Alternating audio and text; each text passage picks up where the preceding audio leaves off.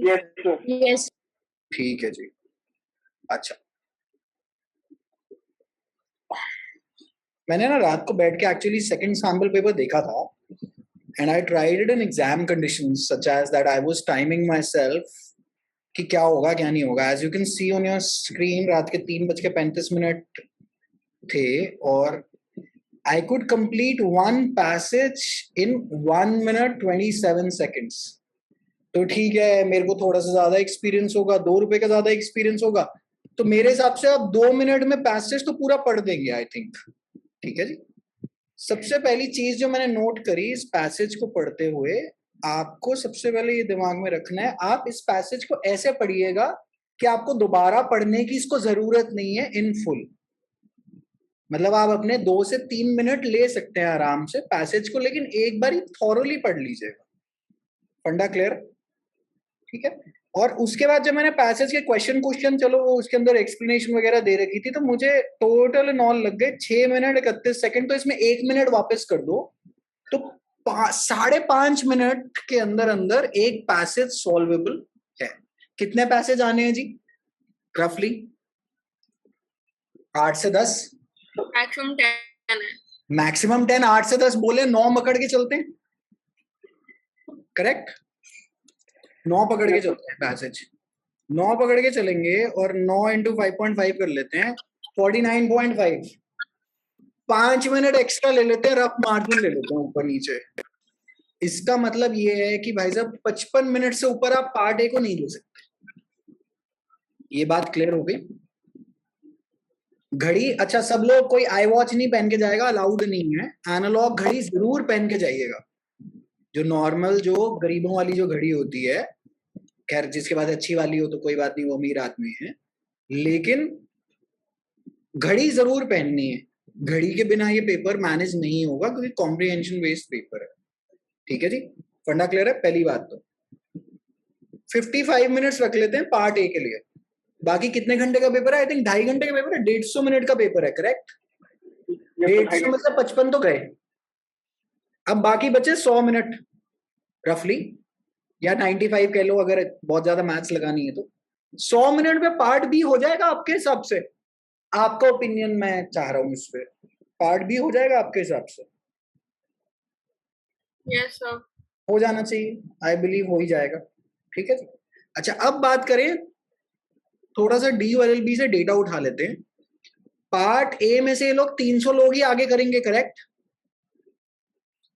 Part A में से 300 लोग ही आगे जाएंगे for assessment part B. Right? Yes sir. DOLLB में भी MCQ फॉर्मेट पेपर है. अच्छा मान लेते हैं पैसेज ना देते और आपसे MCQ पूछ लेते तो रफली यही डेटा आपके सामने निकल आता है. ये आदमी कोई नीतीश करके है, 263 पे बैठा हुआ है पिछले साल. तो 400 डिवाइड बाय 263 कर लेते हैं तो कट ऑफ निकल आएगी हमारे पास. मतलब cut off in the sense कि आपको कितने रफली चाहिए. तो मेरे हिसाब से, क्योंकि अच्छा पार्ट ए में कोई भी कोई क्वेश्चन छोड़ के नहीं आएगा. क्यों? क्योंकि अपॉर्चुनिटी कॉस्ट नहीं. अपॉर्चुनिटी कॉस्ट क्या आएगी? गलत होगा तो -0.25, छोड़ के आएंगे तो -0.25. तो छोड़ के आना ही क्यों है? सोच के देखेंगे. छोड़ के आने के -0.25 है. करेक्ट? यस नो बोल सकते हैं because this is an interactive. Yes, sir. Yes, sir. अच्छा, Yes. 0.25 माइनस के हैं और 0.25 ही गलत के हैं, तो भैया छोड़ना क्यों है? तो सारे ही अटेम्प्ट करने हैं. पहली बात, ये बात क्लियर है? पार्ट ए में सारे ही अटेम्प्ट करने हैं, आते हो ना आते हो कोई फर्क नहीं पड़ता क्योंकि नुकसान है ही नहीं. भाई साहब अगर अन अटेम्प्ट छोड़ के आ रहे हैं तो -0.25, गलत करके आ रहे हैं तो -0.25, तो माइट एज वेल तुक्का मार के एक नंबर तो उठा ही लूं. बाई चांस राहु केतु शनि ने साथ दे दिया Yes sir. तो वाइल्ड तुक्का भी सही हो गया, तो एक अगर सही हो गया तो 4 नेगेटिव तो निगेट हो गए, या 4 अनअटेम्प्टेड भी निगेट हो गए. तो अनअटेम्प्टेड कुछ नहीं करना. There is no option for, आप समझ लीजिएगा आप इस एग्जाम में क्वेश्चन छोड़ के आ ही नहीं सकते. अच्छा जी, अब अगर हम बात करते हैं 400 के 70% के आसपास, तो वो बनते हैं 280. ये है 263. मैं इसमें रफली 10 ऐड कर देता हूँ, ऑलमोस्ट 65% का कट ऑफ बन जाएगा पार्ट ए का. तो पार्ट ए में कितने हैं नंबर, कितने थे? मैंने आई थिंक वेबसाइट भी खोली हुई है. 75, क्योंकि नया एग्जाम है तो मेरे टिप्स पे नहीं है कि कितने मार्क्स का क्या है. 75 which shall be for objective. Right?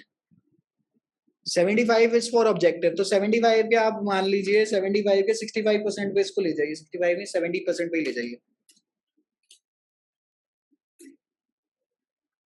52.5 52.5 के आसपास कट ऑफ रहेगी पार्ट ए की। देख लीजिएगा एग्जाम में भी यही होगा। उसका कारण क्या है, एक तो एग्जाम में एग्जाम लेने वाले कम है। आप देख रहे हैं इस टाइम भी पार्टिसिपेंट DULLB में कितने बैठे होते हैं, रफली अराउंड 200-300 आदमी होता है इस सेशन में। NLSAT में कितने हैं, 40। तो अगर DULLB 20,000 पे है तो I think over all India range 3 से 4,000 लोगों ने इसका फॉर्म भरा होगा, 2,000 शो अप करेंगे, उसमें से 300 पार्ट ए निकलेंगे। 52.5 50 के आसपास पार्ट ए की कट ऑफ रहेगी, ये तो आप दिमाग में डाल दीजिएगा। सारे क्वेश्चन अटेम्प्ट करने। अब जरा थोड़ा पार्ट ए की तरफ नजर दौड़ाते हैं कि पार्ट ए का चक्कर क्या क्या है, फिर उस पर मैं जरा बात करता हूँ आगे की। पार्ट ए जो इन्होंने जो कल जो दिया है उसका जरा पार्ट ए का काम करते हैं। I just wanted to discuss this with you because it may look like very tough कि जी वो बड़ा इन्होंने पहाड़ पूछ लिया, शायद उतना हो नहीं। स्क्रीन आ रही है ना? Yes, sir. Yes. ठीक है जी, यस सर विजिबल है। अब एक सेकंड जरा थोड़ा मैं अपना पंखा कम कर लूं ताकि आपको आवाज ज्यादा क्लियर आ जाए। एक सेकंड रुकिए।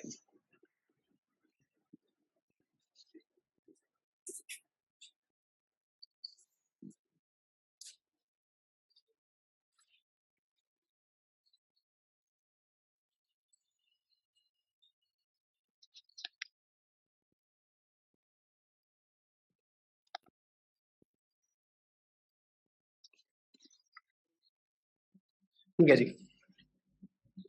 अच्छा, एक तो जिन जिन से इसके करंट अफेयर नहीं सॉल्व हुए इस पैसेज के, पहली बात तो ये सैंपल पेपर है, 2021 के करंट अफेयर्स हैं सारे जो इन्होंने पूछे, 2021 के पूछे। ऐसा क्यों किया गया होगा इन्होंने?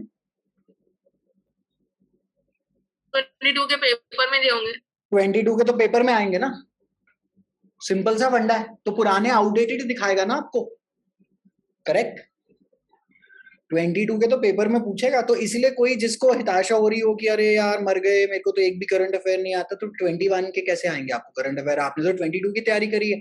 22 के अगर बार बार आपसे सैम्पल पेपर में पूछ लेगा तो जाएगा कहाँ, पूछेगा क्या रियल लाइफ एग्जाम? फंडा क्लियर है?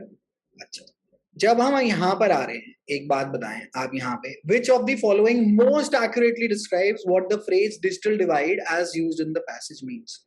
इसका आंसर इन्होंने अगलों ने, the gap between those who have access to and benefit from information and communication technologies and those who do not.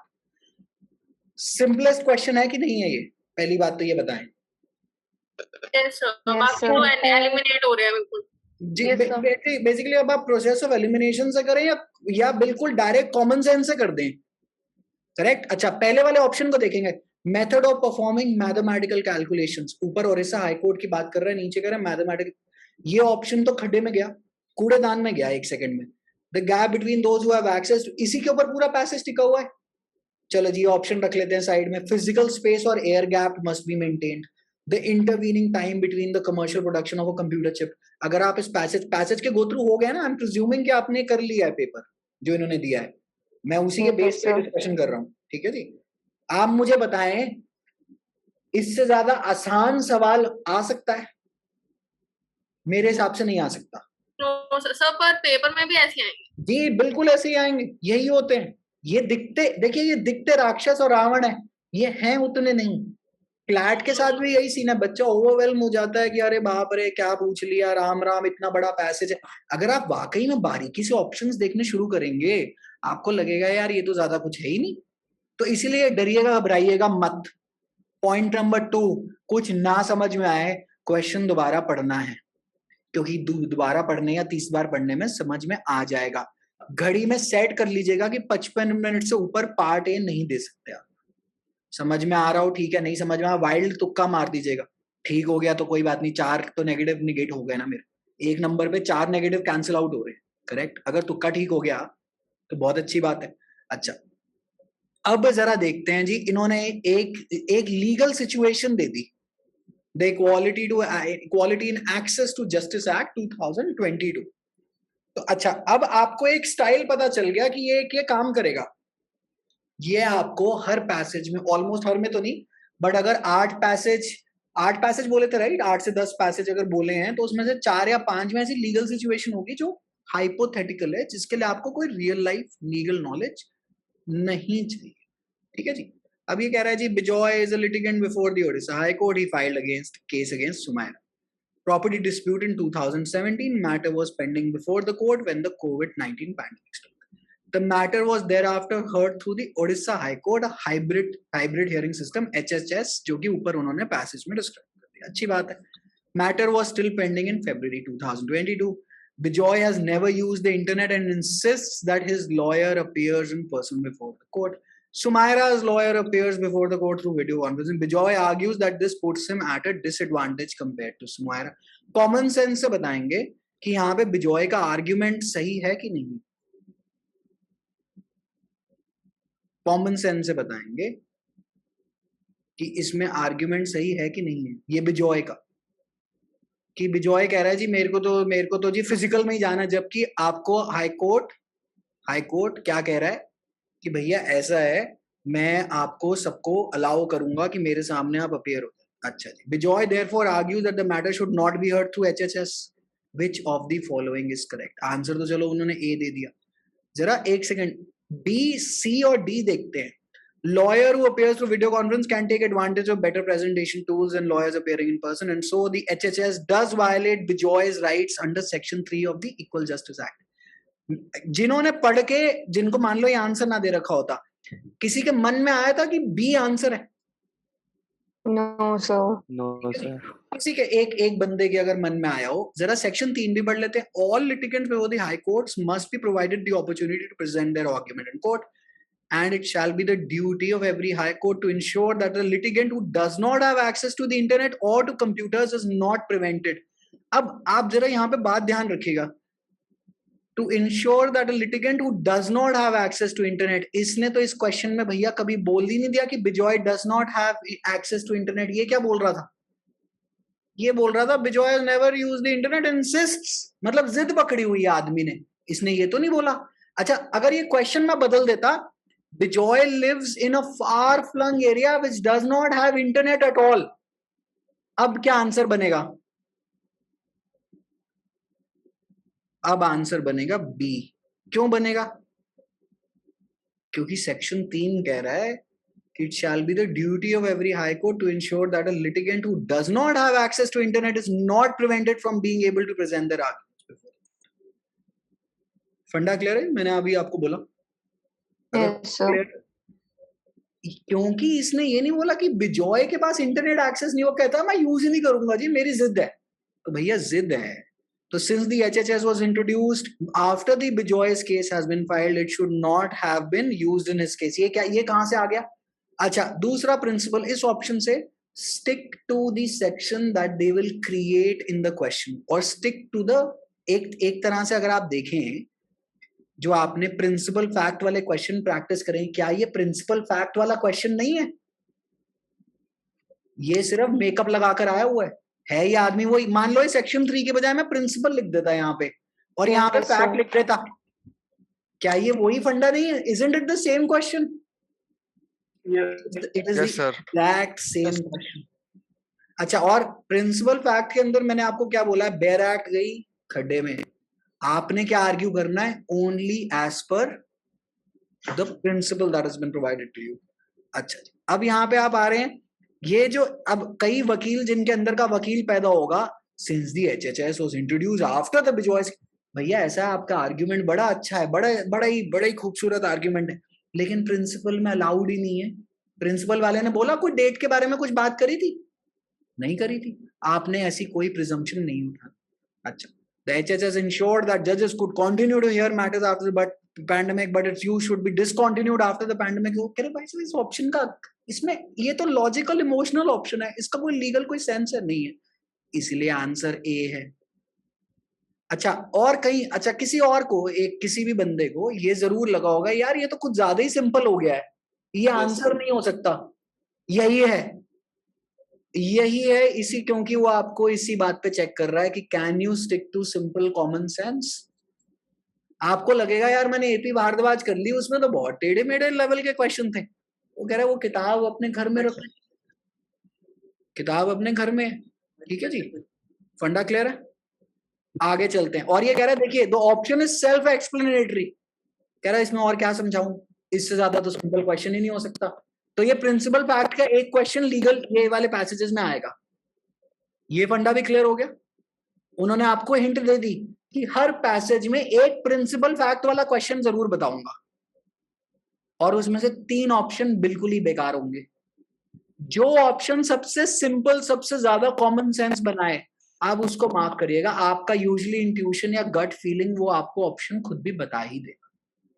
अच्छा जी, अब आगे चलते हैं। Based on the information the passage which of the following best explains why the Odisha High Court Association president says the fact that not all lawyers have laptops must be considered। अच्छा, अब क्या हुआ था जब मैं इसको solve कर रहा था, मैं अपना फीडबैक दे रहा हूँ, आपकी शायद वर्किंग डिफरेंट हो दिमाग की, तो मुझे याद नहीं था यार ये सेक्रेटरी ने क्या कहा है ऊपर, सेक्रेटरी ने कहा है या प्रेसिडेंट ने कहा है, बेसिकली 2 बंदे थे ऊपर पैसेज के अंदर। तो मैं सीधा पैसेज पे वापस जाऊंगा और मैं देख लूंगा कि भैया प्रेसिडेंट ने क्या कहा। प्रेसिडेंट ने क्या कहा था, ये रहा, ये Jagbandhu Sahu too argues that lawyers need to be better equipped to take full advantage of the latest IT enabled initiatives. Lawyers are equal stakeholders, but not all of them are equipped. Not all of them have laptops. This aspect must be taken into account. अच्छी बात है। तो president साहब ने ये कहा, Which of the following best explains। अच्छा, ऐसी कोई सिचुएशन होगी जो स्टेटमेंट इसका करेक्ट ऑप्शन होगा ना, वो पैसेज में नहीं होगी। क्यों? क्योंकि ये ऑलमोस्ट आपसे कंक्लूजन से, एक तरह से आर्ग्यूमेंट पूछ रहा है, एक तरह से रीजनिंग पूछ रहा है कि प्रेसिडेंट ने ये कहा है तो कहा क्यों है। तो भैया प्रेसिडेंट ने अगर ये कहा है और अगर वो ऊपर पैसेज में लिखा हो तो ये आपसे ऑप्शन ही क्यों पूछ रहा है। जरा देख लेते हैं। Lawyers who do not have access to computers can not attend a good law school. कह रहे भाई साहब ये कहां से आर्ग्यूमेंट हो गया, ये आर्ग्यूमेंट हो गया, बताएं, does this argument make any sense? No, sir. No, sir. Throw it out. Simple सा फंडा है। Lawyers type faster on laptops than on desktop computers, and lawyers who do not have access to laptops are at a disadvantage compared to those who do. क्या कहीं ये passage में आपको बताया गया था? No, sir. हम नहीं कुछ assume कर रहे। Laptops consume significantly less electricity। कह रहे भैया ये क्या बोली जा रहा है ये? Automatic option क्या हो गया? D, lawyers who do not have access to technology and computers would not be able to fully benefit from the IT initiative। आप मुझे बताएं, इससे ज्यादा सिंपल क्वेश्चन, जैसे ऑप्शन जो क्वेश्चन नंबर 1 था, क्या इससे ज्यादा सिंपल क्वेश्चन हो सकता है? देखिए दिख रहा है अंग्रेजी में कि बहुत टफ है, मारे गए क्या पेपर बना दिया, ऐसा तो नहीं है, आपके सामने ही तो है। ये तो बिल्कुल वो कहते हैं ना हिंदी भाषा में लुल प्रकार के प्रश्न है ये तो।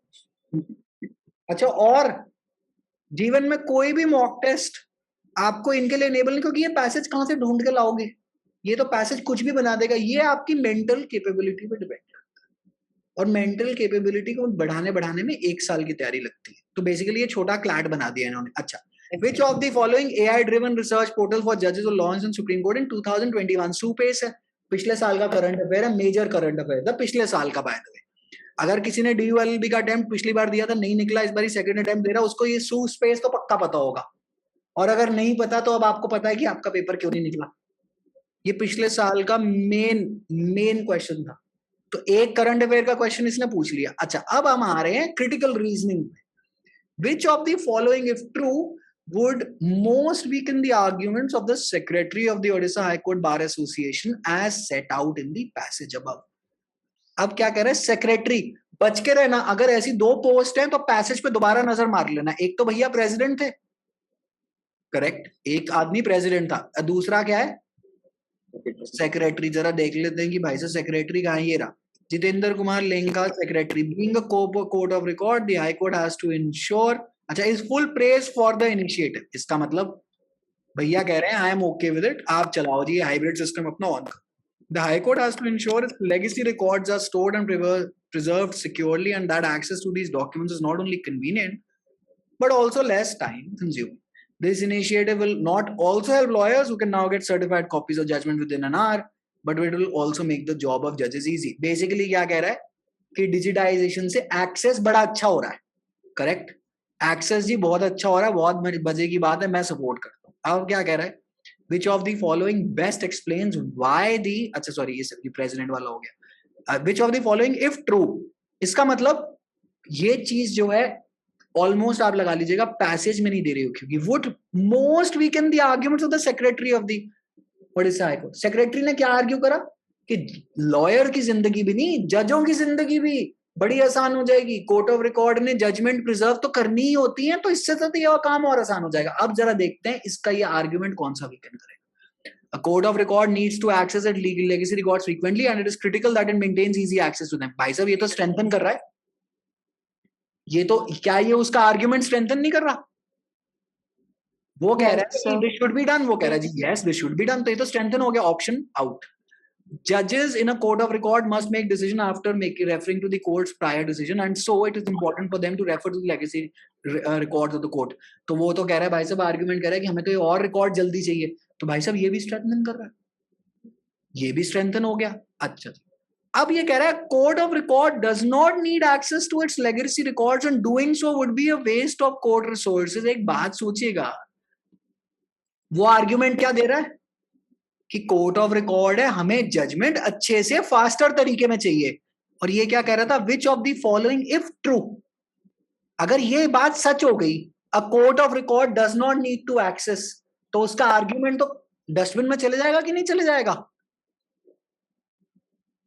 Yes, sir. Yes, sir. वो दिस पूरा weekends negative- it end of story. अच्छा, और हमेशा याद रखिएगा 3 ऑप्शन में स्ट्रेंथन, वीकन और assumption ऑफ द ऑथर, ये तीनों ऑप्शन पैसेज में कभी नहीं दे रखे होंगे, मतलब they will not be explicitly mentioned in the passage, ये कंक्लूजन बेस्ड आर्ग्यूमेंट्स।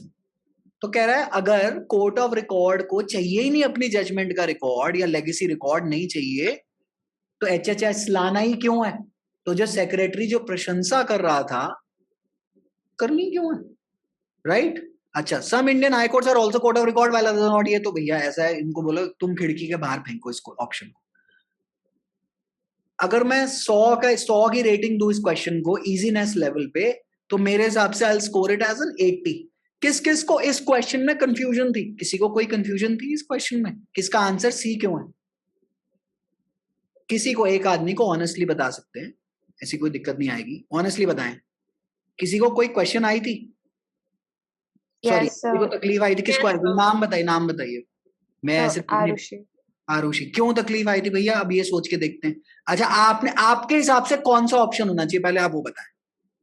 तो जैसे जब मैंने ये पढ़ा था तो उस टाइम पे ना मुझे बी लग रहा था, बट देन मैंने फिर लाइक जब, क्योंकि जब मैं सारे ऑप्शंस पढ़ी थी तो मुझे लगा कि हाँ नहीं बी सही होगा। देन मैंने जब सी पढ़ा तब मुझे समझ आया, अरे यहाँ पे ऊपर क्वेश्चन में ये लिखा है that would most weaken argument, तो मुझे थोड़ा वो हुआ कि हाँ। सरनेम आपका जोरी है? नहीं सर, शर्मा। अच्छा, आरुषि शर्मा, मुझे लगा वो आरुषि जोरी से बात कर रहा है, एक और स्टूडेंट है। अच्छा शर्मा जी, अब सुनिएगा मेरी बात।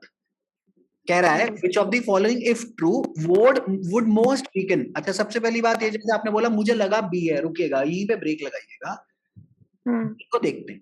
Judges in a court of record must make decisions after referring to the court's prior decision, so it is important for them to refer to the legacy records of the court। तो अगर ये चीज सत्य है, और secretary क्या कह रहा था कि जजों को बहुत फायदा होगा, तो वीकेंड कैसे हो गया? वही। ठीक है जी। फिर आप सी देखें, court of record does not need to access its legacy records. इसका मतलब अब आपको एक ट्रिक मैं बता रहा हूं इस क्वेश्चन को सॉल्व करने की, ऐसे क्वेश्चंस को सॉल्व करने की। Yes sir. जो सबसे उल्टा ऑप्शन होगा ना पैसेज की टोन से, वो इसका आंसर। Okay sir. देखो, court of record does not need, अभी तक ये पूरे पैसेज में इसने ये बोला court of record needs, court of records need to do this, court of record needs this, इससे हमारी बड़ा भला होगा। ये ऑप्शन कह रहा है इससे तुम्हारा भला नहीं होगा क्योंकि कोर्ट ऑफ रिकॉर्ड खुद ही गधा है। तो ये सबसे उल्टा ऑप्शन है ना, सबसे उल्टा option will weaken the argument. याद रखिएगा, फंडा क्लियर? Yes sir. तो ये आपको इस क्वेश्चन को, अच्छा अब आरुषि, जब ये क्वेश्चन एग्जाम में आए ना वीकेंड वाला, सबसे उल्टा ऑप्शन ढूंढ लेना जो नेगेटिव टोन में हो। ठीक है सर। मोस्ट लाइकली वही आंसर होगा।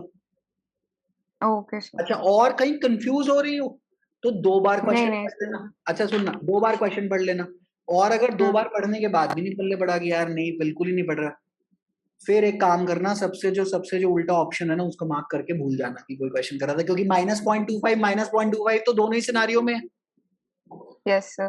राइट? तो जिसकी सबसे नेगेटिव टोन होगी वो वीकन करेगा। Okay sir. ठीक है जी। अच्छा आगे चलते हैं। ये हमें ऑप्शन रैशनल पढ़ने की इनकी जरूरत भी नहीं है। ये national family health survey 5 data पिछले साल अगस्त का करंट अफेयर है, छोड़ देंगे, तभी इन्होंने यहाँ पे पूछा है, इनको हटाओ परे।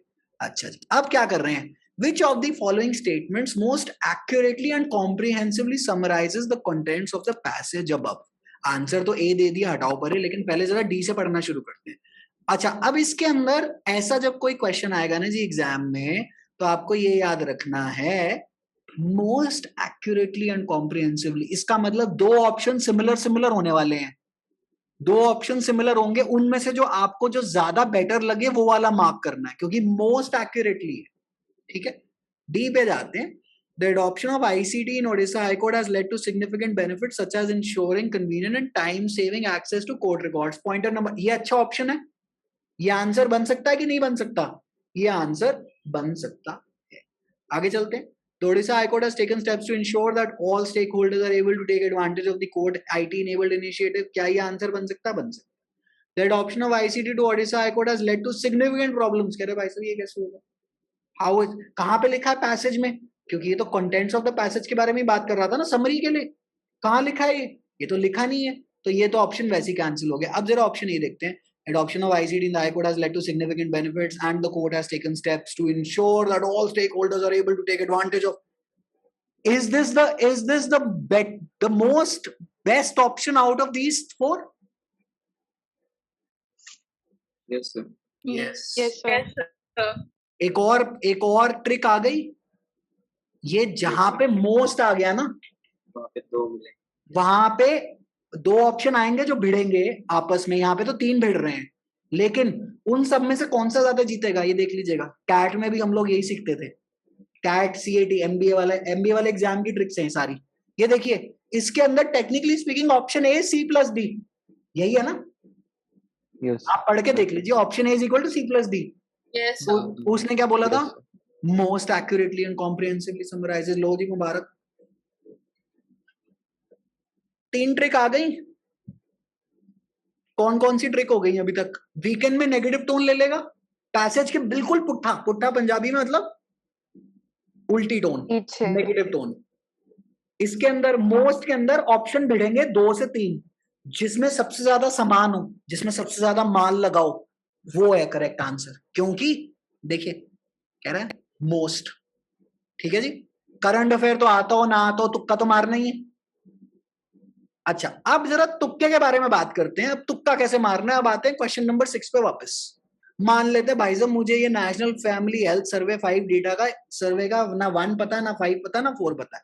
अब जरा मैं पढ़ के देखता हूं। Which of the following statements about access to digital technology in India is most accurate? मैं ये प्रिज्यूम कर रहा हूं कि मुझे इस ऑप्शन का कख नहीं पता, सीधा जाता हूं। चलो करेक्ट आंसर तो उसने दे रखा है, मैं ए पढ़ता नहीं, पहले मैं डी पढ़ता हूं।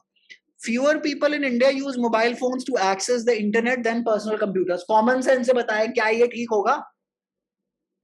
No, sir. नो इस सर्वे में आ जाएगा कि आदमी के पास मोबाइल फोन से ज्यादा लैपटॉप है या डेस्कटॉप है। सारी दुनिया तो मोबाइल पे लगी हुई है पूरा दिन, तो ये ऑप्शन तो गया। मैं ये प्रिज्यूम कर रहा हूं कि मुझे इस करंट अफेयर के बारे में कुछ नहीं पता, so I am now telling you how to take a reasonable तुक्का, बिकॉज दैट तुक्का विल बी ब्लेटेंटली ऑब्वियस। अच्छा, internet penetration is far higher in rural areas than in urban areas. क्या ये बात सच होगी? खुद सोच के देखिए। No no. हो ही नहीं सकती भाई साहब, अब बच गए ये दोनों। Fewer men in India ever use the internet in India compare to women. भाई साहब Not अगर ऐसा possible. होगा नहीं होगा। मैं कहता हूं ये बात मुझे पता भी नहीं है कि सच है कि नहीं, मैं क्या मार्क कर कर आऊंगा? ऑप्शन ए मार्क करूंगा ना जी, करूंगा कि नहीं? Yes. कॉमन सेंस से मैंने एलिमिनेशन यूज करके एक करेक्ट आंसर निकाल लिया। क्या मेरे +1 आ गए? जी बिल्कुल आ गए। तो उस करंट अफेयर से डरिएगा मत जो इसका आपको कख नहीं पता। आप कॉमन सेंस से आए, कॉमन सेंस से यहाँ पे भी आ जाते हैं। यहाँ पे आपको लगता है कि कभी एक कैरेट नाम की इन्होंने कोई चीज कर दी होगी? अच्छा, अब इसके अंदर आपको तुक्का मारने में दिक्कत आएगी क्वेश्चन नंबर 4 में। इसमें तो देखिए दिक्कत आने वाली है, क्योंकि सारे लगेंगे हाँ यार, जज इंफॉर्मेशन सिस्टम भी हो सकता है, जुडिस भी बड़ा अच्छा नाम लग रहा है, एनजेडीजी भी बड़ा अच्छा नाम लग रहा है, क्या पता ये हो जाए नेशनल जुडिशियल डेटा ग्रेड। इसमें आप तुक्का नहीं मार पाएंगे, लेकिन अटेम्प्ट तो फिर भी करना है, करेक्ट? इसमें तो श्री राम का नाम लेकर या जिस भी ईश्वर, अल्लाह, भगवान, जो भी आप secular not sort of nature, अगर नास्तिक है तो अपने आप का नाम लेकर माफ कर दे, अगर ऐसा कोई क्वेश्चन है जिसमें तुक्के की कोई स्कोप नहीं है। आप मुझे बताएं, अच्छा इस क्वेश्चन को देख के कोई कोई डरा था क्वेश्चन नंबर 6 की, हाय राम ये क्या पूछ रहा है राम। मुझे बताएं, क्या आप ऑप्शन ए मार्क कर सकते थे? कॉमन सेंस से अगर आप घबराए नहीं तो क्या आप ऑप्शन ए मार्क कर सकते थे? मेरे हिसाब से आप बिल्कुल Yes, ऑप्शन मार्क कर sir. सकते थे, सिर्फ और सिर्फ कॉमन सेंस यूज करके। DULLB में 2021 में ऐसे 2 सवाल थे, लॉजिकल में और करंट अफेयर में, जिसमें आपको कुछ ना पता हो ना तो भी आप मार्क करके +4 उठा सकते थे। एक था ऑप्शन UNFCCC का, कि what is the aim of UNFCCC, कहता है इंक्रीज ग्रीन हाउस गैसेस। भाई साहब ऐसा होगा? हो ही नहीं सकता। रिड्यूस ग्रीन हाउस गैसेस, क्या ऐसा होगा? Yes sir. यही तो आंसर बनेगा। और उसके अंदर 2 ऑप्शन और थे, decrease oxygen consumption of people. क्योंकि देखिए ऑप्शन बनाने कठिन है, आप ऑप्शनों को बारीकी से देखेंगे आपको आंसर खुद व खुद समझ में आ जाएगा। अच्छा, तो इससे क्वेश्चन नंबर 6 से मॉरल ऑफ द स्टोरी क्या है? क्वेश्चन देख के घबराना नहीं है, ऑप्शन में कहानी छुपी है। ऑप्शन देख के भी क्या पता रिवर्स इंजीनियर कर सकता हूं मैं क्वेश्चन को। फंडा क्लियर? आगे चलते हैं। क्वेश्चन नंबर 7 तो हमने डिस्कस कर ही लिया। अच्छा, इसका क्या था? Following statements most accurately and comprehensively, जो ऑप्शन सबसे ज्यादा महंगा, मतलब जिसमें सबसे ज्यादा सामान लगाओ, वो होगा इसका आंसर। ठीक है, आगे चलते हैं। Who is the chairperson of the E committee of the supreme court of India? तो चंद्रचूड़ है, पिछले साल का बहुत मोटा करंट अफेयर था। इस साल भी टाइगर अभी जिंदा है, तो अच्छा इन्होंने यहाँ बता दिया। अब अपने नोट्स में चंद्रचूड़ भी डाल दीजिएगा। अब आगे आते हैं। अच्छा, ये तुक्का बेस्ड क्वेश्चन है, अगर नहीं आता तो नहीं आता भाई साहब, अब क्या करें, हम तो बता नहीं सकते। अब आगे, लेकिन अगर मान लो बिल्कुल नहीं बता, अटेम्प्ट करना है। जी हाँ, अटेम्प्ट तो करना ही करना है पार्ट ए में। अब आगे चलते हैं। Which of the following most accurately describes the difference between the reactions of the secretary and president of the Odisha High Court Bar Association? इसका मतलब 2 आदमी थे ऊपर, एक प्रेसिडेंट था एक सेक्रेटरी था, करेक्ट? तो क्या है जी? Secretary is supportive of these initiative, but the president feels that they are detrimental to the speed of justice delivery. President ने ऐसा कुछ बोला था क्या? I think not. President ने कहा था कि अच्छा तो है, लेकिन उन वकीलों का क्या करेंगे? उन वकीलों का क्या करेंगे जिनके पास लैपटॉप नहीं है? तो वही चीज ढूंढ लेते हैं। The secretary argues that these initiatives would help lawyers, but the president argues that a lawyer may not be able to take full advantage of these initiatives unless they are equipped to do so. क्या ये answer है? बिल्कुल है जी, but obvious है। अच्छा जी, आगे चलते हैं। The secretary support these initiatives, the president argues that the litigants may not be able to understand the full. ये तो उसने करा ही नहीं, ऐसा तो कोई आर्ग्यू था ही नहीं। और option D, both the secretary and presidents are very supportive of these initiatives and feel that they are welcome development। ना, प्रेसिडेंट ने तो बोला था कि प्रेसिडेंट ने एक कटाक्ष डाल दिया था बीच में। क्या कटाक्ष डाला था जी उन्होंने? प्रेसिडेंट ने क्या कटाक्ष डाल दिया था? प्रेसिडेंट ने बोल दिया था कि देखो ये सब अच्छा तो है, लेकिन जिनके पास लैपटॉप नहीं है उनका क्या? तो ऑप्शन बी बढ़िया तो है। हो गया जी सॉल्व। पैसेज ये वाला हो गया। पैसेज भी हम पूरा डिस्कस नहीं कर रहे, क्योंकि पैसेज भी करंट अफेयरों से भरा हुआ है। करंट अफेयर ही करंट अफेयर भरे हुए हैं। अच्छा, ये चलो इन्होंने मार्च 2022 की एक डेथ डाल दी, एजाज अहमद, मार्क्सिस्ट फिलोसोफर। चलो जी, अच्छा ये नहीं पता, लेकिन तुक्का तो मारना ही है, तुक्का तो मारेंगे। ठीक है जी, और ये सारा इन्होंने क्रिटिकल रीजनिंग का काम डाल दिया, और फिर ये आ गए आपके 2021 का मोटा करंट अफेयर। अच्छा, इस साल which is the first para athlete to win a medal?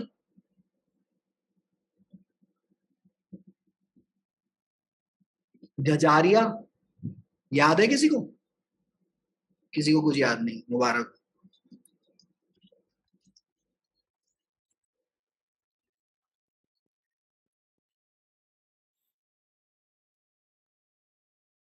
मुझे बताएं, क्या ये क्वेश्चन टपकेगा एग्जाम में? Yes, no, may be? Yes. Yes, Sir. sir. Yes, sir. Sir आपने नोट्स में लिखवाए थे ना सर, जिनने पद्म भूषण जीता था। महाराज अगर 24 मार्च को ये करंट अफेयर हुआ, ऐसा तो हो नहीं सकता कि ये हल्क में नहीं है, पक्का होगा। अच्छा, और मार्च के करंट अफेयर्स में मैंने पक्का बोला होगा कि भाई साहब इसको लिखो। DULLB के लिए भी, मतलब अगर मैं क्वेश्चंस की लिस्ट निकालूं तो 99% प्रोबेबिलिटी है कि ये टपकेगा। फर्स्ट पैरा एथलीट है जिसको पद्म भूषण मिला है, ये एग्जाम में कैसे नहीं आएगा? क्या ये एक सिमिलर सॉर्ट ऑफ क्वेश्चन है? ये पिछले साल सितंबर का करंट अफेयर है। अब लोग कहते हैं महीने बताओ, महीने कैसे बताओ? तो टॉपिक तो जिंदा ही रहेंगे। सर जनवरी में लिखवाया था सर आपने। ठीक है जी, कहीं ना कहीं लिखवाया तो जरूर होगा। जी सर। अच्छा जी, मेरे हिसाब से इससे ज्यादा घटिया और लुल प्रश्न तो आएगा नहीं जो आपकी स्क्रीन पे मैंने सिलेक्ट कर दिए। Yes, sir. Yes, sir. ठीक है जी, तो मुझे बताएं, पार्ट ए तो टफ नहीं होने वाला, एक बात तो आप ये समझ लें।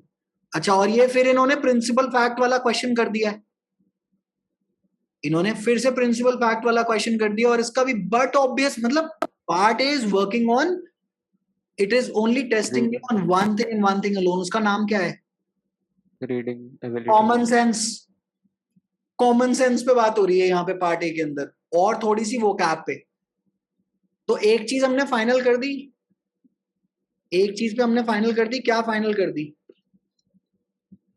अटेम्प्ट सारे करने हैं। अटेम्प्ट सारे करने हैं, और मैंने अपने आप को टाइम आउट कर लिया, देख लिया कि तभी इस साल मॉक नहीं लॉन्च करे थे, क्योंकि पहले देखे तो सही कि इस साल इस पेपर ये करेगा तो करेगा क्या इस पेपर के अंदर। 1 घंटा मुझे 1 घंटा कह रहा हूँ, 1 मिनट 27 सेकंड लगे मुझे इस पैसेज को पढ़ने में, और टोटल सॉल्व करने में, क्योंकि मेरी नजर रैशनल पे भी चली गई थी, तो 30 सेकंड कम कर लेता हूं, लेकिन 6 मिनट में एक पैसेज आराम से हो जाएगा आपसे। ठीक है जी, और मैं प्रिज्यूम कर रहा हूं कि 6 मिनट में आपके पास आएंगे जी 9 पैसेज। 54 मिनट हो गए। मैं कहता हूं भाई साहब अपर लिमिट कितनी लगाओगे पार्ट ए पे? 10% बढ़ा दो, 1 घंटा। 1 घंटे से ऊपर अपर लिमिट नहीं हो सकता। अब 1 घंटे से ऊपर आप पार्ट ए को नहीं दे सकते। क्या ये बात सही फिक्स हो गई अब हमारी? Yes, sir sir. सर एक Yes, क्वेश्चन sir. है। हाँ जी, कौन आ रहा है? पहले अपना नाम बताएं और कैमरा ऑन करिए। सौमिल। Yes, sir. हाँ जी सोमिल जी। सर मैं सर सर मेरा क्वेश्चन सर ये था कि सर अभी अपन ने बात करी कि 9 पैसेज आएंगे, और उसमें अपन को 6 मिनट लग रहे थे एक पैसेज का। ठीक है तो जी। अभी 54 मिनट सिर्फ अपन को पैसेज में लग रहे हैं, बट ठीक है। टोटल क्वेश्चन आएंगे 75, ठीक है जिसमें जी। करंट अफेयर्स और लीगल एप्टीट्यूड के भी आएंगे। जी बिल्कुल। तो सर मैंने अभी जैसे उसका अनअकैडमी में एनुअल सेट का मॉक दिया था, ठीक है तो जी। सर उसमें जो टाइमिंग दी थी 75 मिनट दी थी, और सिर्फ ऑब्जेक्टिव टाइप ही था वो। तो आपने सर कितने उसमें मिनट में करा था? प्रॉपर, सॉरी सर, आपने कितने मिनट में करा था वो 75 तो क्वेश्चंस? सर टोटल 73 मिनट्स में हुए थे। टोटल 73 मिनट्स में हुए थे। ठीक है जी। Yes, क्या sir. उसमें ऐसे बट ऑब्वियस क्वेश्चंस थे? नहीं सर, बट ऑब्वियस क्वेश्चन नहीं थे। इसमें आधे से ज्यादा बट ऑब्वियस है। Yes sir. ठीक है। अच्छा चलो, किसी की रीडिंग स्पीड भी स्लो हो गई, चलो मान लेते हैं रीडिंग स्पीड स्लो है जी, मेरी आपके जितनी तेज नहीं है, जो भी है, फिर कितने मिनट दूंगा मैक्स? 1 घंटा 10 minute? 70 minute? Yes sir. 70 minute से ऊपर तो किसी भी हालत में अगर आप चले गए, पार्ट ए में बैठे रह गए, अच्छा पेपर कितने बजे शुरू हो रहा है? 2 बजे? 1:30 Yes, बजे sir. ना ना, दो बजे रिपोर्टिंग टाइम है भाई, 2 बजे पेपर शुरू हो रहा है। 2 बजे. 2 बजे पेपर शुरू हो रहा है महाराज। घड़ी अपनी जो एनालॉग पहन के जाएंगे ना, 3 बजे तक पार्ट ए ऑलमोस्ट 95% आपका खत्म हो जाना चाहिए। अच्छा, और ये भी मैं आपको बता दूं, खुद ही देख लीजिएगा, क्या मेरे 75 में से 52 आ जाएंगे? अगर 52 आए, अच्छा मेरे मतलब समझ में आ गई भैया, 35 या 40 ही आ रहे हैं, नहीं आएंगे इतने, तो पार्ट भी तो राम नाम सत्य हो गया उसी टाइम पे। फिर भी कुछ ना कुछ तो लिख के ही आएंगे। 50 से 52 दिमाग में रखेंगे कि इसका कट ऑफ है, लेकिन ऑब्वियसली उतना टाइम तो दिमाग में चलेगा नहीं। इसका मतलब क्या है? अच्छा पेपर खत्म कब हो रहा है उसके बाद? 4:30 बजे? 2.5 घंटे का पेपर है if I M Yes, not sir. Mistaken, Yes, right? sir. Yeah. 3 बजे से लेके 4:30 बजे तक क्या मैं पार्ट बी में एक ऐसे निकाल दूंगा 500 वर्ड का? आई थिंक अगर मैं 3:15 भी शुरू करूंगा तो 3:45 तक तो खत्म हो ही जाएगा। होगा कि नहीं होगा? आधा घंटा I think is Yes, more sir. Then Yes, sir. कितना 500 वर्ड Yes, का। sir. अच्छा, Yes, sir. और मान लेते हैं ऐसा कोई टॉपिक आ गया जो जिसका नाम मुझे ना सर पता ना नाम पता, ये भी नहीं पता कि राम किसकी माँ थी, सीता किसका बाप था, ऐसा कुछ हो गया, फिर मैं क्या करूंगा? वही करूंगा जो 8वीं कक्षा से करते आए हूँ, लप्पे मारने शुरू करूंगा इससे।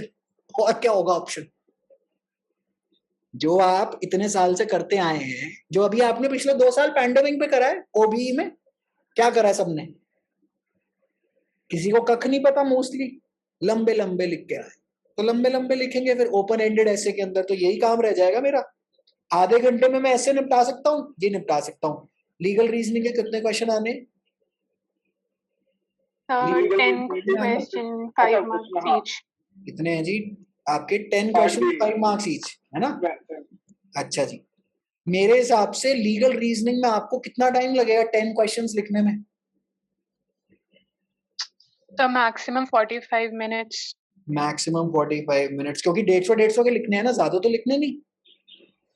तो And 150 is the 40 maximum limit. Maximum limit है 750 75 मिनट, 75 मिनट आ रहे हैं यहाँ पर, और हमने ऊपर कितने दिए थे?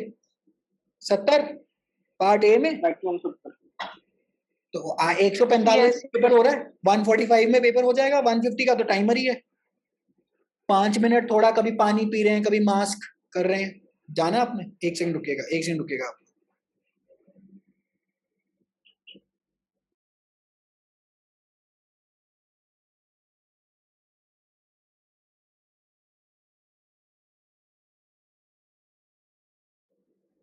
अच्छा जी, ठीक है जी, अब चले पार्ट बी पे चलते हैं। इतनी तो हमारी स्ट्रैटेजी डिक्लेयर हो गई, इतना फंडा क्लियर हो गया, यस और no? Yes sir yes Yes, sir. अब आते हैं पार्ट बी पे, ये भानुप्रिया वाली पे। भानुप्रिया जी ने कहता है, भानुप्रिया जी, मेरी स्क्रीन आ रही है ना अभी तक? मतलब ये क्वेश्चन दिख रहा है आपको? Yes sir Yes, sir. Yes. Yes, sir. Bhanupriya works as a secretary at the department of public. अच्छा, अब इसके अंदर सबसे पहले हम ये देखेंगे, एक सेकंड रुकिए, पहले तो ये डी और एलबी वालों को खत्म करें यहाँ से, अब जरा इसको खींचते हैं।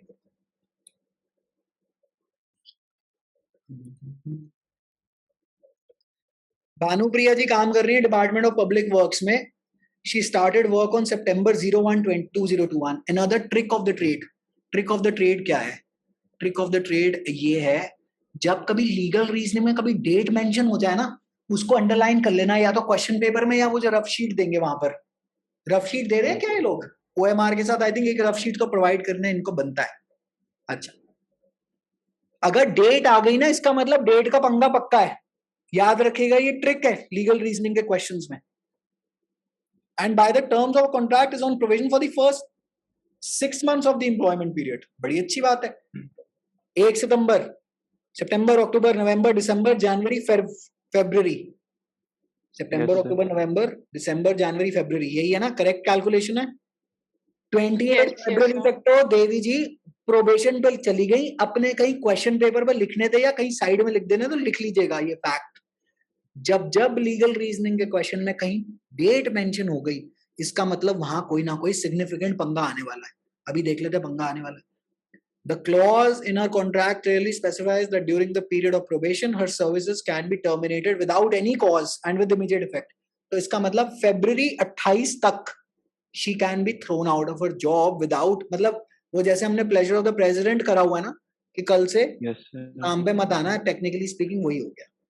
अब कह रहे हैं जी ऑन मार्च 1, 2022, चलिए प्रोबेशन से तो आउट हो गई,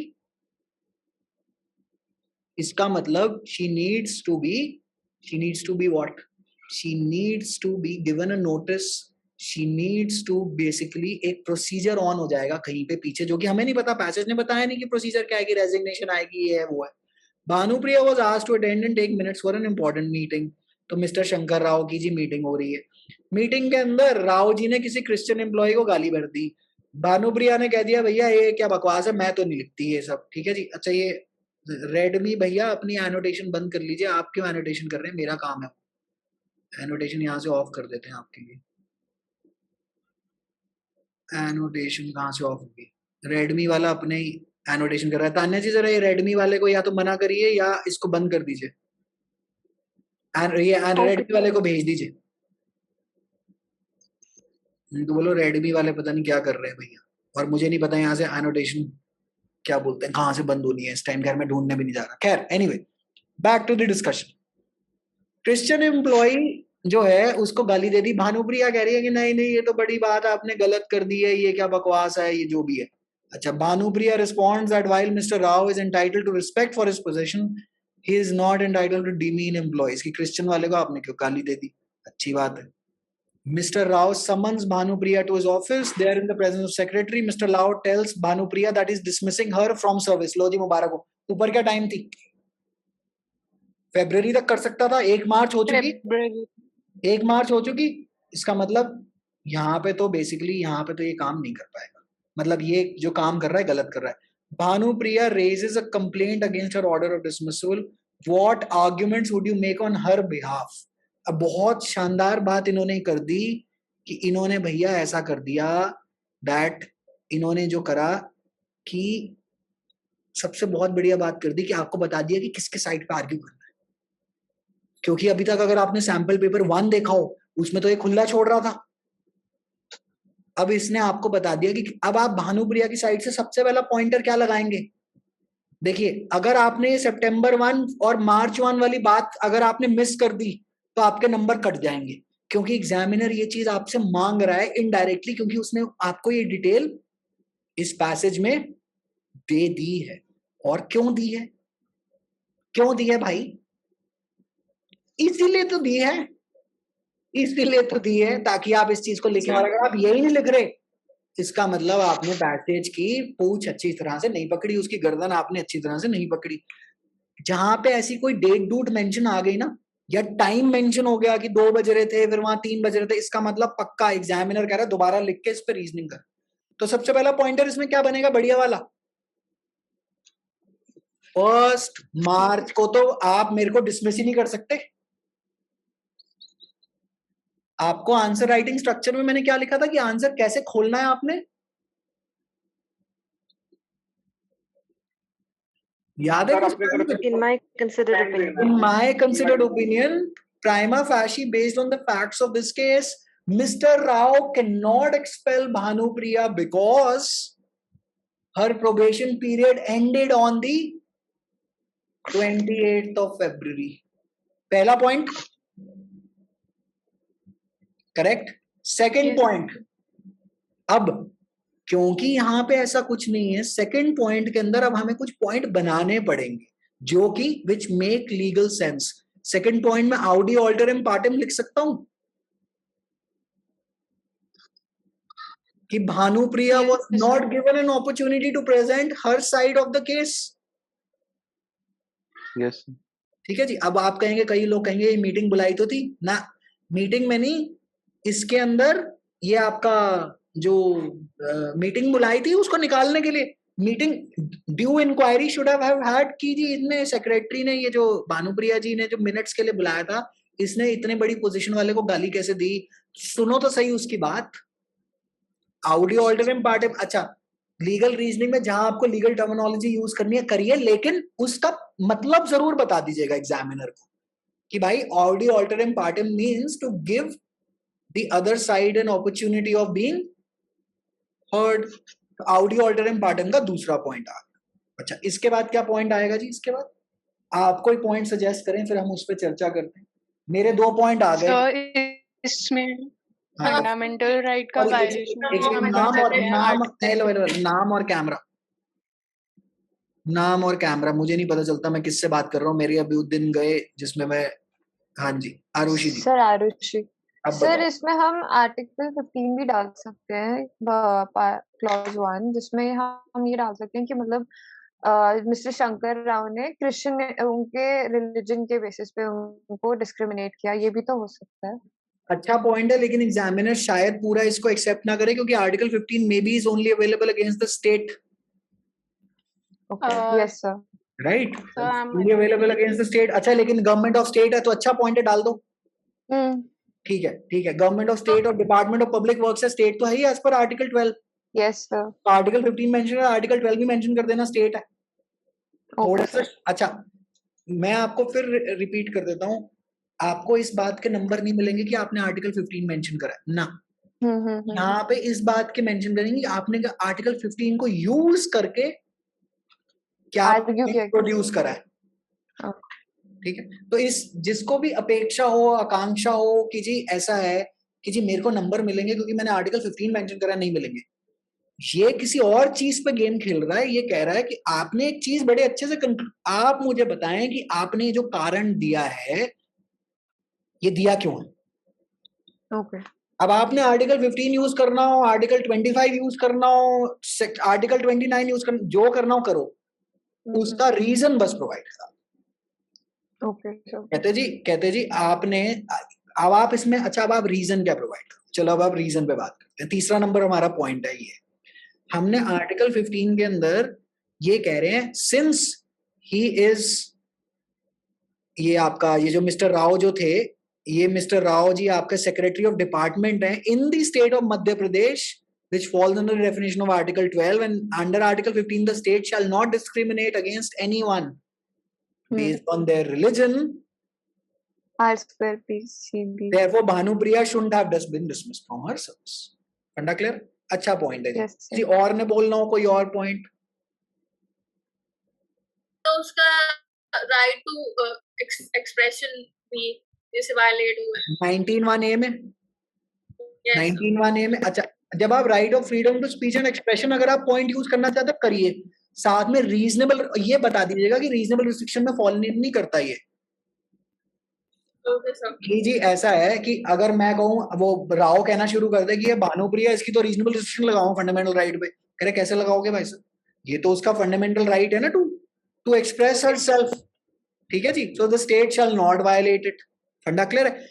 हमेशा लीगल टर्मिनोलॉजी जब आप यूज करेंगे पार्ट बी में, you will explain the reason behind why you are using that terminology and you will explain थोड़ा सा कि ये लीगल टर्मिनोलॉजी है तो है क्या। इस चीज पे हम एक्सपेक्ट भी मत करना कि नंबर मिलेंगे। हाँ, नंबर मिलने के चांस बढ़ जाएंगे अगर हम लीगल टर्मिनोलॉजी यूज करेंगे, क्योंकि एग्जामिनर पे ना थोड़ा शो बनता है कि अच्छा पार्ट 3 फंडामेंटल राइट आर्टिकल 19 भी बोल रहे हैं, इसका मतलब पढ़ा लिखा आदमी है। लेकिन वो ये चेक कर रहा है कि आपने ये जो पार्ट 3 बोला है क्यों बोला है, इससे आपका केस कैसे एडवांस होगा। ठीक है जी। अच्छा, तीसरा पॉइंट ये हो गया। चलो जी, अच्छा अब कह रहा 5 marks, what arguments would you make on her behalf. मेरे हिसाब से 5, देखिए 5 आर्ग्यूमेंट तो देकर आएंगे, 5 नंबर का क्वेश्चन है, 5 देकर आएंगे। चलो 5 नहीं भी बनते, मिनिमम कितने देकर आएंगे बताएं। At least 2 to 3 argument, at least 3 arguments देकर आएंगे। नहीं तो ये भी डाल सकते हैं कि ऐसा बिहेवियर को एनकरेज नहीं करना चाहिए एक हेल्दी वर्किंग स्पेस में। बिल्कुल सही बात है। अच्छा, क्या कोई harassment of women at work place का पॉइंट भी डाल सकते हैं, that she is being harassed for taking a position and taking, अच्छा क्या मैं ये आर्ग्यू कर सकता हूँ कि भानुप्रिया ने ऐसा कौन सा पाप कर दिया। यस yes, और अपनी सेक्रेटरी के सामने भी उसने उसको इंसल्ट करा था और सब के सामने भी, और उसके बाद निकाल भी रहा है, और उसके बाद प्रोबेशन में भी नहीं है, और उसके बाद डिस्क्रिमिनेशन कर रहा है रिलीजन के बेसिस पे। पूरा आर्ग्यूमेंट बन गया। सर एक पॉइंट और अच्छा डाल सकते हैं, being a high level government officer such level of ये डज नॉट सूट्स। आप अपना नाम बताएं, कैमरा ऑन करें, मेरे को नहीं दिख रहा, मैं मुझे लगता है मैं ऐसी रेडियो से बात कर रहा हूँ। जैसे पुष्कर। हाँ जी पुष्कर जी बताओ। सर जैसे कि being a high level government officer such type of behaviour does not suits on it. बिल्कुल सही बात है, लेकिन ऐसा है ना, सुनो, बिहेवियर सूट्स ऑन हिम में थोड़ा सा मजा नहीं आ रहा, उनमें थोड़ा सा इसको एलैबोरेशन कर दो ऐसे कि being a high level government officer, he is representing the government and our government is supposed to be secular as per the preamble. अब मजा आ रहा है आर्ग्यूमेंट में? यस सर, अब मजा आ रहा है। तो ठीक है, फिर मजा लेते हैं, फिर 5 नंबर लेकर आएंगे, 5 में से 3 ऐसा है जी, सुनिए अब एक और ट्रिक हमारी फाइनल हो गई। लीगल रीजनिंग में 3 आर्ग्यूमेंट तो देके आएंगे उस जिस भी साइड के लिए आर्ग्यू कर रहे हैं। 3 से नीचे अगर लिखे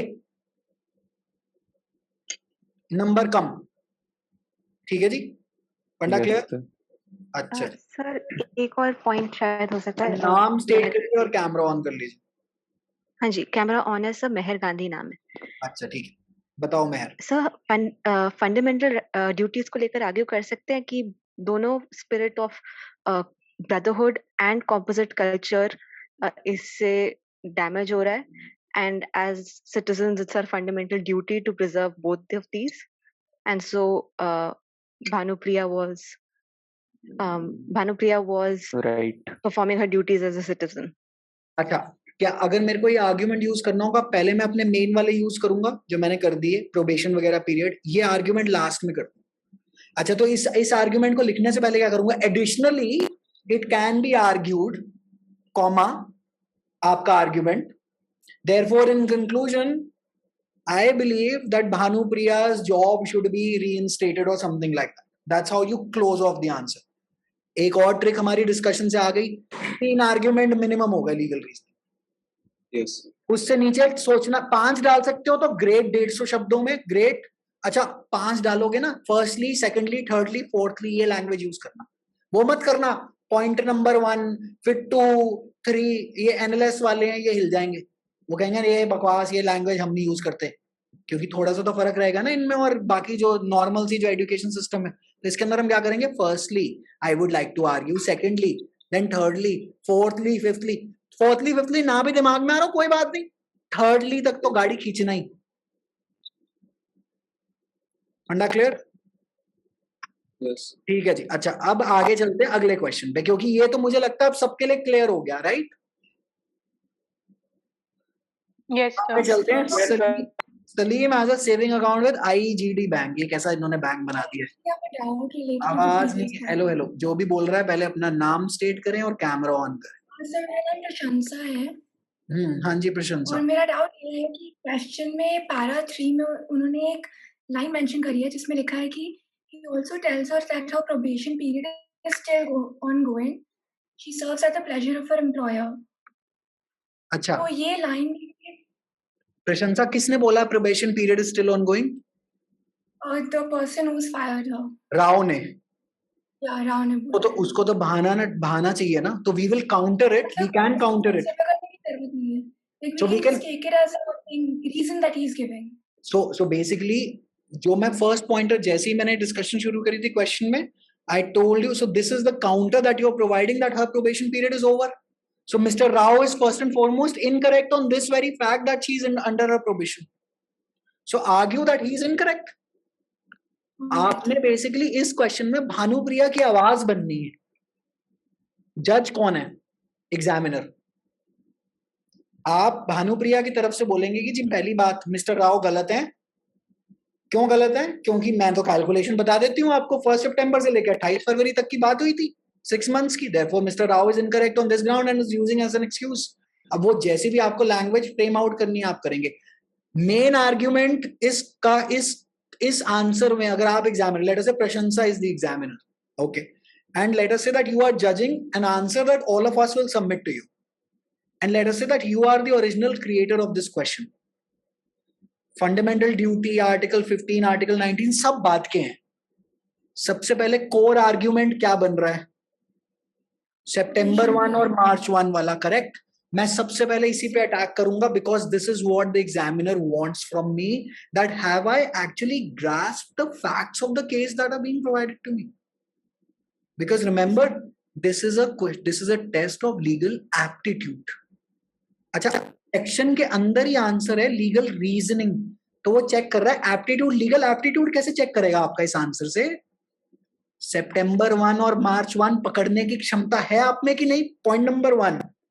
पॉइंट नंबर 2, रीजन कर सकते हैं। अब उस रीजन को आप इलैबोरेट करेंगे, और मेरे हिसाब से इतने बड़े पैसेज में 3 रीजन तो भैया बनते हैं ना जो आप निकालेंगे।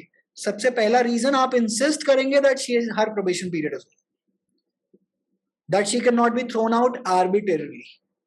दूसरा जो स्ट्रॉन्ग रीजन बनता है कि भैया सरकारी आदमी है, how is he discriminating against someone based on their religion. तीसरा रीजन, अब हम आर्टिकल ये क्या बोलते हैं 15 यूज कर देंगे यहाँ पे, और फिर आर्टिकल 19 वाले में भी चले जाएंगे, जो आपकी इच्छा हो, इसके बाद जो इच्छा हो। लेकिन कोर जो है, कोर ये है कि कोर आपने इसके फैक्ट इसी को पकड़ाने हैं कि देखो बेटा मैं समझ गया तुम क्या गेम खेल रहे हो, है ना। तो ये वाला काम हमारा यहाँ से, ठीक है प्रशंसा, ठीक है। अच्छा अब एक्सक्यूज मी सर। हाँ जी, अब कौन है जी, नाम बताओ। एचपी, पहले अपना नाम बताओ। ये डेल वाले हो तुम? नहीं मैं दूसरा हूँ। अच्छा सर, माइक्रोसॉफ्ट वाले। एक चीज नाम बताओ। हाँ? नाम बताओ। प्रथम सिन्हा। हैं? प्रथम सिन्हा। प्रथम सिन्हा, ठीक है, प्रथम सिन्हा, ठीक है। जो जैसा आपने बताया था लीगल रीजनिंग के क्वेश्चंस में आपको जो रीजंस देने हैं उनको लगभग आप कितने वर्ड्स में रखिए, मतलब एक शॉर्ट पैराग्राफ या जैसे पॉइंटर्स होते हैं उस टाइप से। देखो जी, मैंने आपको बताया ना, लैंग्वेज यूज कर लो, फर्स्टली, सेकंडली, थर्डली। फर्स्टली जो भी अपने रीजन दे रहे हो, एक तो आप ओपनिंग दोगे, here are the following reasons, firstly, then secondly, then thirdly। ये लैंग्वेज यूज करोगे तो ज्यादा इंपैक्ट आएगा। अच्छा मान लो एग्जाम में, ठीक है, मुझे पता है कि अभी मेरे लिए उपदेश देना बड़ा आसान है क्योंकि अभी एग्जाम प्रेशर नहीं है, याद नहीं रहेगा, बुलेट पॉइंट बना देना, बुलेट पॉइंट बना देना, और 2-2 लाइन, 3-3 लाइन। आई थिंक 150 की लिमिट है ना इस पे, कितने की है? 150 की है? 150 वर्ड्स तो ज्यादा कुछ क्या बोलते हैं, आई थिंक ज्यादा ये आपका ज्यादा शब्द होते नहीं है, है ना, पार्ट बी में 150 में। बट ऐसा है ना, 150 के 200 भी खींच लिए तो भी काम चलता है। कौन सा वो बैठ के आपके वर्ड गिन रहा है, क्योंकि ये ऑनलाइन एग्जाम तो है नहीं, तो थोड़ा सा खींच भी सकते हैं, 175 तक भी खींच दो, 200 तक भी खींच दो अगर फिट कराने हो। लेकिन 3, आई थिंक देखो 3 रीजन देने, 50-50 शब्दों में 3 तो आ ही जाएंगे। अच्छा 150 से ये भी पॉइंट कर रहा है कि 3 तो लिख कर ही आ भाई 50-50 में। अच्छा, और तीनों को ना डिस्टिंक्ट करने की कोशिश करना, ये नहीं कि एक ही को एक्टिव में कर दिया फिर उसी को पैसिव में कर दिया, और तीसरा भी वो कह रहे जी, जैसे वो एक वो मूवी में एक सीन होता था, कह रहे जी आप इस फोटो में कहाँ हैं, कहते मैं फलाने के आजू में, वो कह रहे वो कहाँ है, वो कह रहे मेरे बाजू में, वो कहते दोनों कहाँ है, कह रहे आजू बाजू में। ये काम मत करना, नंबर नहीं मिलेंगे। ठीक है जी, फंडा क्लियर है? अच्छा जी, क्वेश्चन नंबर 2 पे आते हैं, अब इसको डिस्कस करके सेशन वाइंड अप करेंगे। ठीक है जी, okay bye. Salim has a saving account with IEGD Bank and regularly uses its ATM to withdraw money from his account. He noticed an ATM located 50 meters away from an IEGD Bank branch one day. अब रुको, अब ये crucial factor है, कह रहा IEGD bank branch से 50 metre की दूरी पे एक ATM है, but was a little suspicious since the bank's logo and branding on the ATM looked a bit different from how it appeared on the bank's other ATMs। मतलब eyebrow उठ गई है कि ओ डाउट आ गया है। अच्छा, he called the bank's customer helpline and reported this. The bank's representatives promised to look in the matter। अच्छी बात है। फैक्ट एक, सबसे पहली बात, इसने अगर कोई स्पेसिफिक चीज देखिए 50 मीटर मेंशन करी है, इसका मतलब आप इसको यूज कर सकते हैं। जरूर करिएगा अपने आंसर, क्योंकि ये आपको चेक कर रहा है कि क्या आपने डिटेल पकड़ी है कि नहीं पकड़ी। अब जरा देखते हैं इसको कैसे यूज करते हैं। तो भैया ने कस्टमर हेल्पलाइन पे फोन करा एंड ही सेड कि भैया प्लीज ये कुछ गड़बड़ लग रही है। However, Salim did not hear back from the bank for 6 days। अच्छी बात है, 6 दिन हो गए, हफ्ता निकल गया, बैंक वालों ने कुछ नहीं कहा। And so thought there was nothing wrong with the ATM। अब सलीम भैया को लगा कि कोई बात नहीं भाई साहब, ये तो अच्छा ही होगा, बैंक वालों ने जवाब नहीं दिया। He went to the ATM and although he entered the correct code for his card, the machine displayed an error message and Salim could not withdraw any, मतलब बेसिकली कट गया इसका from his account। पैसे तो cut गए, पैसे तो कटने ही वाले होंगे, और भैया का वैसे भी कट गया। Later in the day, he received an SMS message indicating that a large amount of cash, much larger than the bank's daily permissible limit for ATM withdrawals। इसका मतलब बैंक, अच्छा बैंक 3 जगह गलती पे आ गया। कैसे कैसे गलती पे आ गया? अगर मैं अभी तक दिमाग लगाऊं अपना, अगर मुझे बैंक के खिलाफ आर्ग्यू करना है तो, मतलब अगर मैं सलीम का वकील बना तो 50 मीटर IEGD बैंक से दूर है, बैंक वालों ने कुछ नहीं करा, क्या बैंक वाले अंधे हैं? Point number 1, bank should look into it। It is a blatant violation of bank's copyright। How is the ATM being operational? Second, bank did not get back to Salim. Then third, bank ने कैसे दे दिया more than daily permissible limit का cash had been withdrawn from his account using an IGD bank ATM in another part of the city. मतलब scam हो गया है. अच्छा, crucial detail है. देखिए, इन्होंने ये कोई फ्री फंड में नहीं आपको ये डिटेल दी, या आपको आर्ग्यूमेंट करने की डिटेल दी है उसने. कोई भी फैक्ट आपको अपने आप बनाने की जरूरत नहीं, सारे फैक्ट आपके क्वेश्चन के अंदर हैं. कह रहा है he received an SMS message indicating, अच्छा, बैंक ने डेली परमिसिबल लिमिट से अपने ही दूसरे एटीएम से विड्रॉ करने दिया किसी तीसरे आदमी को. बैंक तो बहुत सारी गलती कर गया यहाँ पे.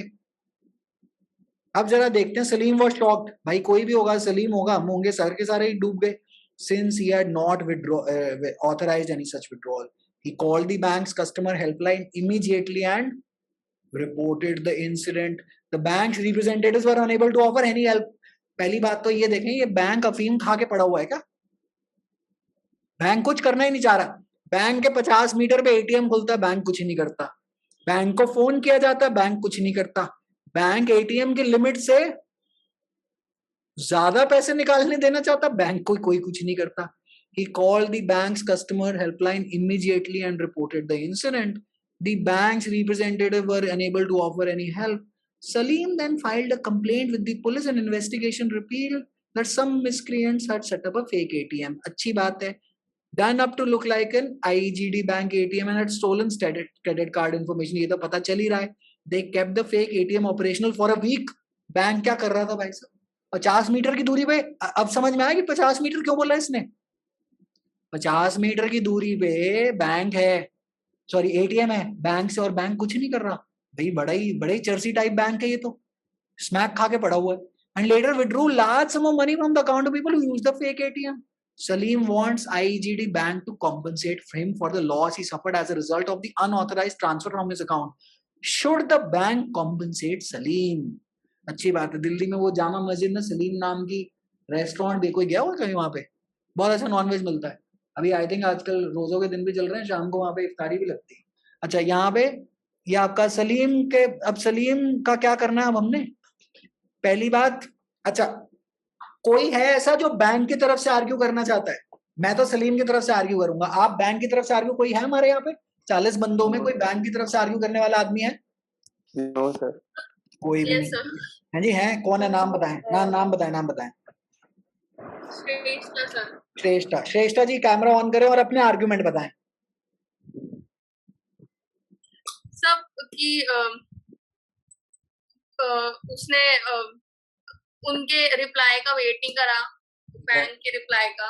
ठीक है जी. और वैसे भी मनी मैटर्स में लोग जो जिनका मतलब यूजुअली लोग ज्यादा कॉशियस होते हैं. ठीक है जी. तो और वो जब बाकी एटीएम से पहले बाकियों में से करता था, तो अभी भी दूसरे में से कर लेता अगर वो इसके बारे में अनश्योर था. तो एक रीजनेबल इंसान को लगेगा कि वो हासिल नहीं करे. बड़े आर्गुमेंट है. और तीसरा पॉइंट कि जब उसका एटीएम में वो नहीं चला, तो फिर एज अ कॉशन उसे जाके बैंक में कंप्लेन कर देनी चाहिए थी. और अगर वो बैंक के पास है तो बैंक के पास जाके विड्रॉल कर लेता. बहुत ब्रिलियंट पॉइंट है. अगर आपको बैंक की तरफ से आर्ग्यू करना है, अब आप देखिए, अब मैं आपको इसको थोड़ा सा ना फाइन ट्यूनिंग कर लेते हैं. आंसर बढ़िया है, आंसर में कोई दिक्कत नहीं है. सबसे पहले इसने बोला ना what was a little suspicious. इसको सलीम को पकड़ो सबसे पहले कि सलीम, जब तेरे को पता था कि यहाँ गड़बड़ है फिर भी तूने यूज करा. क्योंकि देखिए, अच्छा, अब जो दूसरी जो जनता सुन रही है वो कहेगी लेकिन सर उसने तो फोन करा था. भाई साहब ऐसा सुनो, वो सब आप एज वकील आर्ग्यू कर लेना. अब हम बैंक की तरफ से आर्ग्यू कर रहे हैं, तो हम अपना कमजोरी का पॉइंट क्यों बताएंगे दोबारा आंसर में. हम बैंक की तरफ से, अगर आप बैंक के वकील हैं तो बैंक की तरफ से आर्ग्यू करें. सलीम के फेवर में क्यों आर्ग्यू करेंगे? बैंक की तरफ से क्या आर्ग्यू करेंगे? बैंक की तरफ से आर्ग्यू करेंगे Salim got suspicious. He should not have used the ATM. He should have waited for the bank's response. If the bank's response did not confirm, did not come back, or was not, basically the bank did not respond back, he shouldn't have taken it as a confirmation that the ATM was authentic. ठीक है जी. उसके बाद फिर कह रहे हैं ये it displayed an error message. He should have immediately gone to the bank and blocked this card. Yes sir. ठीक है जी. और फिर जब ये विड्रॉल हो गया और सब हो गया, तो उसके बाद ये अच्छा, ये 3 चीजों पे मैं सलीम को पकड़ लूंगा इस बैंक, क्योंकि ज्यादा और कोई आर्गुमेंट बनता नहीं है इसमें. यही है ना? तो अगर मुझे सर एक्चुअली सर पहले I try to advocate for Salim, पर सर जो इसके पॉइंट्स है सर, जैसे फर्स्ट पॉइंट है कि वो 50 मीटर की दूरी पे था सर, इसको हम इनंसिएट नहीं हो पा रहा, क्योंकि बस ये एक सिंगल लाइन है कि 50 मीटर. पहले तो दिमाग में डाल लेना, वहां पे देख लेना कि आंसर में कंटेंट मेरे को किस तरफ ज्यादा मिल रहा है. अच्छा श्रेष्ठा, ये जो है आपने जो अप्रोच यूज करी है ना, इसको कहते हैं कॉन्ट्रेरियन अप्रोच. मतलब मैं उल्टी जा रही हूँ, पंजाबी में इसको पुट्ठा कहते हैं कि मैं पुट्ठी जा रही हूँ. तो पुट्ठी जाने में क्या है, आपके नंबर आने के चांस ज्यादा हाई हैं बाय द वे, क्योंकि सारी दुनिया यहाँ सलीम की तरफ से आर्ग्यू करेगी, आप रिवर्स में जाएंगी. लेकिन एक नुकसान भी है इस अप्रोच का, क्या पता आपको ज्यादा कोई कंटेंट नहीं मिल रहा है यहाँ पे आंसर एलोंगेट करने का. 3 ही पॉइंट मिल रहे हैं. अब सलीम की तरफ से आर्ग्यू, जो बाकी जनता बैठी है वो सलीम की तरफ से आर्ग्यू करना चाहती है. अब जरा देखते हैं उनके पॉइंट क्या है. तो बेसिकली अगर आप बैंक की तरफ से आर्ग्यू करेंगे ना श्रेष्ठा, आप सारा ब्लेम सलीम पे डालिए. ज्यादातर जब मैं भी स्टूडेंट था, आप लोग भी स्टूडेंट है, क्या करते हैं, एग्जामिनर गधा, क्या पता नहीं कैसे टाइप का क्वेश्चन पेपर बना देते हैं, पता नहीं इनको बेवकूफों को समझ नहीं आ रही है, क्या करते रहते हैं. सारा ब्लेम उस साइड पे डाल रहे हैं ना, आप अपनी वकालत कर रहे हैं. बैंक की तरफ से आर्ग्यू करें, सारा ब्लेम सलीम पे जाएगा. अच्छा, आप सलीम की तरफ से आर्ग्यू करें तो सारा ब्लेम बैंक पे जाएगा. अच्छा, तो इसका मैं आंसर कैसे स्टार्ट करूंगा? Should the bank compensate Salim? 2 approaches. yes, the bank should compensate Salim. No, the bank should not compensate. Be very clear at the very outset or the onset of your answer. At the very beginning of the answer, be clear which approach you are taking, क्योंकि examiner has 3000 4000 copies to check. तो चाहे आदमी UPSC दे रहा हो, judicial दे रहा हो, एनएलसैट दे रहा हो, हमें उसकी जिंदगी आसान करनी है. सबसे पहले ये बता देंगे कि आप क्या करने जा रहे हैं. जी बताओ श्रेष्ठ. अब मैं सलीम की तरफ से आर्ग्यू करूंगा. सर यही प्रॉब्लम थी सर मेरी, क्योंकि जैसे ये क्वेश्चन में जब आपको वो दे रहे ना कि कौन से उसमें जाना है, तो फिर जब मेरे को सही में टाइम लग रहा था, क्योंकि चाहे तो फिर मैं पहले पॉइंटर्स बनाती कि इसके साइड से ये हो सकते हैं, जहाँ पे ज्यादा मिले उसके हिसाब जाओ. तो फिर मैंने इसीलिए सलीम के हिसाब से दिया, पर फिर वो आंसर बना नहीं मेरे से. अच्छा कोई बात नहीं, ऐसा है ना. सुनो, इसका मतलब एक तो ट्रिक और आ गई अभी हमारे पास. क्या ट्रिक आई हमारे पास? एक ट्रिक और आ गई. मेंटली पहले एक आंसर बनाने की कोशिश करो. अगर नहीं पल्ले पड़ रहा ना कि यार ये नहीं बन रहा, दूसरी अप्रोच यूज करो. लेकिन लिखना शुरू करके दोबारा काटोगे ना. एक तो पहली बात देखो, प्राइमा फैशी ना एग्जामिनर की साइकोलॉजी समझना, ये सब ना अनरिटन होता है. मतलब this is not given anywhere in any code या कोई लॉ नहीं है. मैं देख रहा हूँ एज एन एग्जामिनर, एक आधे पन्ने का आंसर लिखा हुआ और सब कटा पड़ा है. मेरे को ना एक मैं ऑटोमेटिकली मैं -1 कर देता हूँ खुंदक में. एज अ ह्यूमन बिहेवियर करना नहीं चाहिए, लेकिन हो जाता है. कह रहे जी ऊपर से मेरी फेवरेट टीम मैनचेस्टर यूनाइटेड रात को हार गई, आईपीएल में पैसे लगाए थे वो भी गए, और अब ये आधा पैसा, ये आधा आंसर भी काट चुका है. तो बेसिकली मैं खुंदक में बैठा हुआ हूँ अब कि यार ये डबल पढ़वा रहे हैं. तो ठीक है जी. तो इसलिए बेसिकली दिमाग में पहले क्लियर कर लेना कि इसमें ज्यादा सेंस किस चीज तरफ आर्ग्यू करने वाले हैं. अब हम सलीम की तरफ से आर्ग्यू करते हैं. ठीक है जी. सलीम की तरफ से मैं क्या आर्ग्यू करूंगा वो देख लेते. सलीम की तरफ से आर्ग्यू करते हैं. सलीम मैं कहता हूँ, हाँ जी कौन है, नाम बताएं और कैमरा ऑन करें. सर नाम मेहर गांधी है. 2 और पॉइंट्स थे बैंक की तरफ से. बैंक की तरफ से बताओ, बता देना प्लीज अगर अप्लाई करते हैं. एक तो जो श्रेष्ठा ने क्वेश्चन वाले पॉइंट्स बताए, वो कैविएट एम्प्टर करके उसमें फिट कर सकते हैं. कैविएट एम्प्टर में कैसे आएंगे? कि in this case the customer, which would be Salim, would have to take reasonable measures. ठीक है. To make sure that डाल दो. अच्छा पॉइंट है. इनफैक्ट है तो वही जो श्रेष्ठा ने बोला, आपने उसको लीगल टर्म कनेक्ट कर दिए कि got suspicious, we shouldn't have used.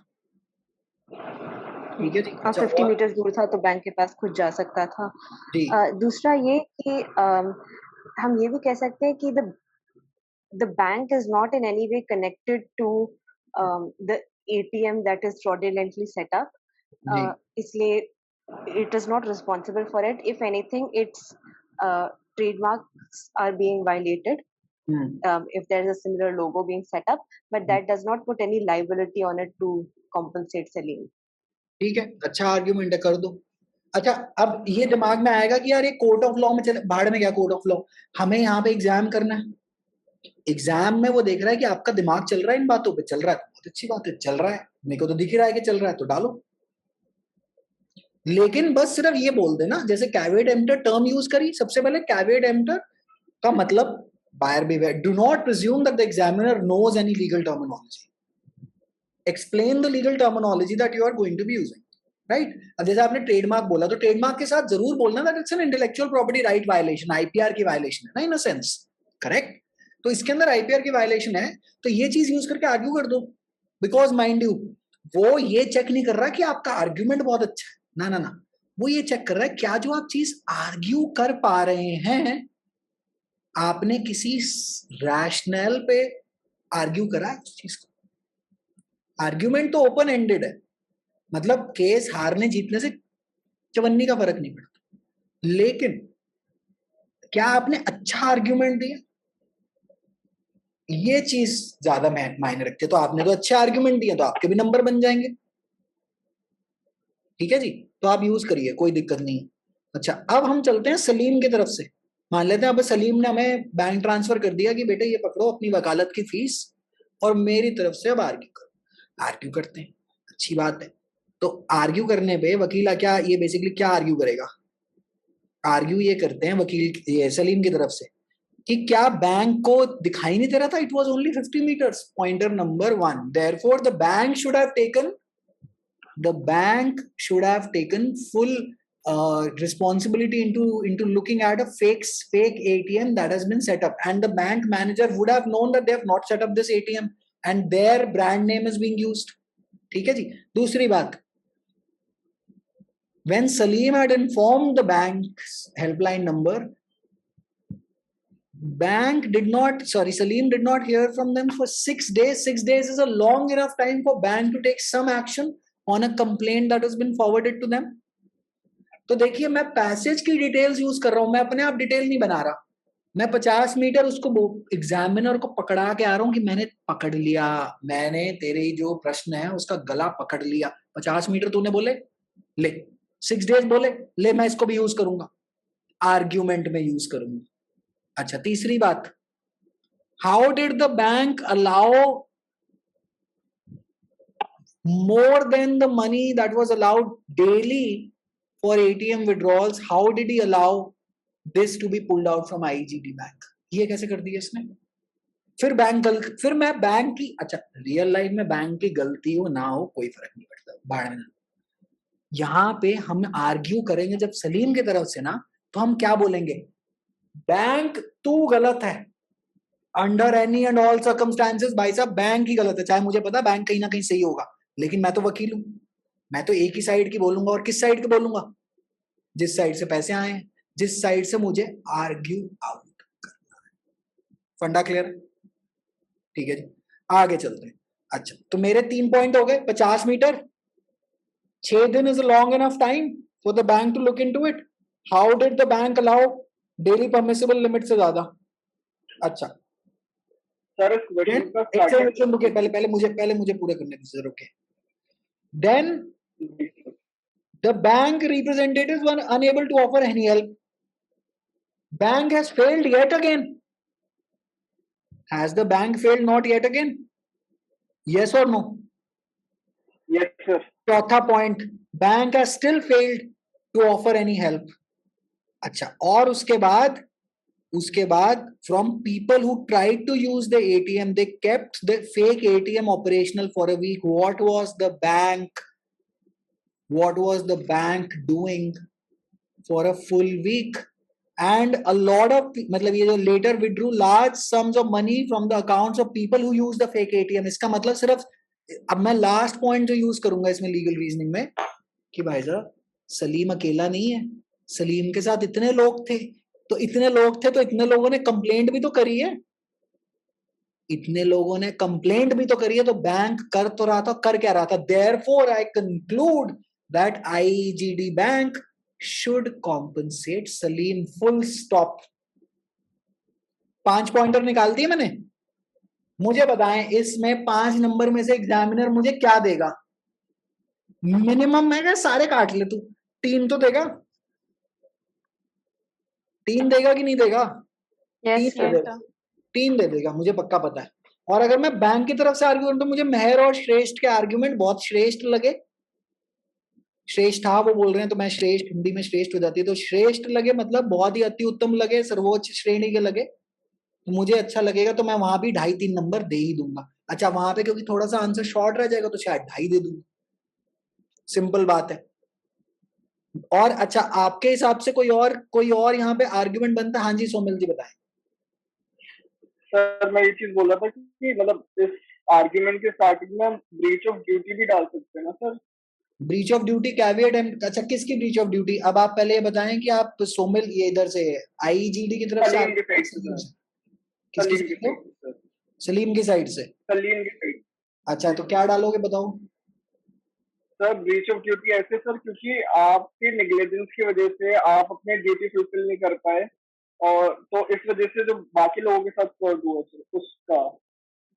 तो मैंने जो आपको जो पूरी रामायण सुनाई वो एक तरह से आप कह रहे हैं ब्रीच ऑफ ड्यूटी तो है ना वो, आप वो लीगल टर्म यूज कर, आप एक तरह से लीगल टर्म यूज कर रहे हैं। लेकिन जब आप ये लीगल टर्म यूज करेंगे तो आप कहानी पूरी बताएंगे कि what is what duty, the duty that is owed by the bank to Salim, which has been breached, therefore they owe this compensation to Salim. ठीक है, फंडा क्लियर? ठीक है। अच्छा करंट अफेयर्स का essay, should the union government release the caste census 2011 data? मान लेता हूं जस्ट प्रिज्यूम करते हैं, मुझे 2 और 3 नहीं आता। पहली बात तो ये 2 तो मैंने आपको पिछले आई थिंक 3 महीने से बोल रहा हूं। What is this?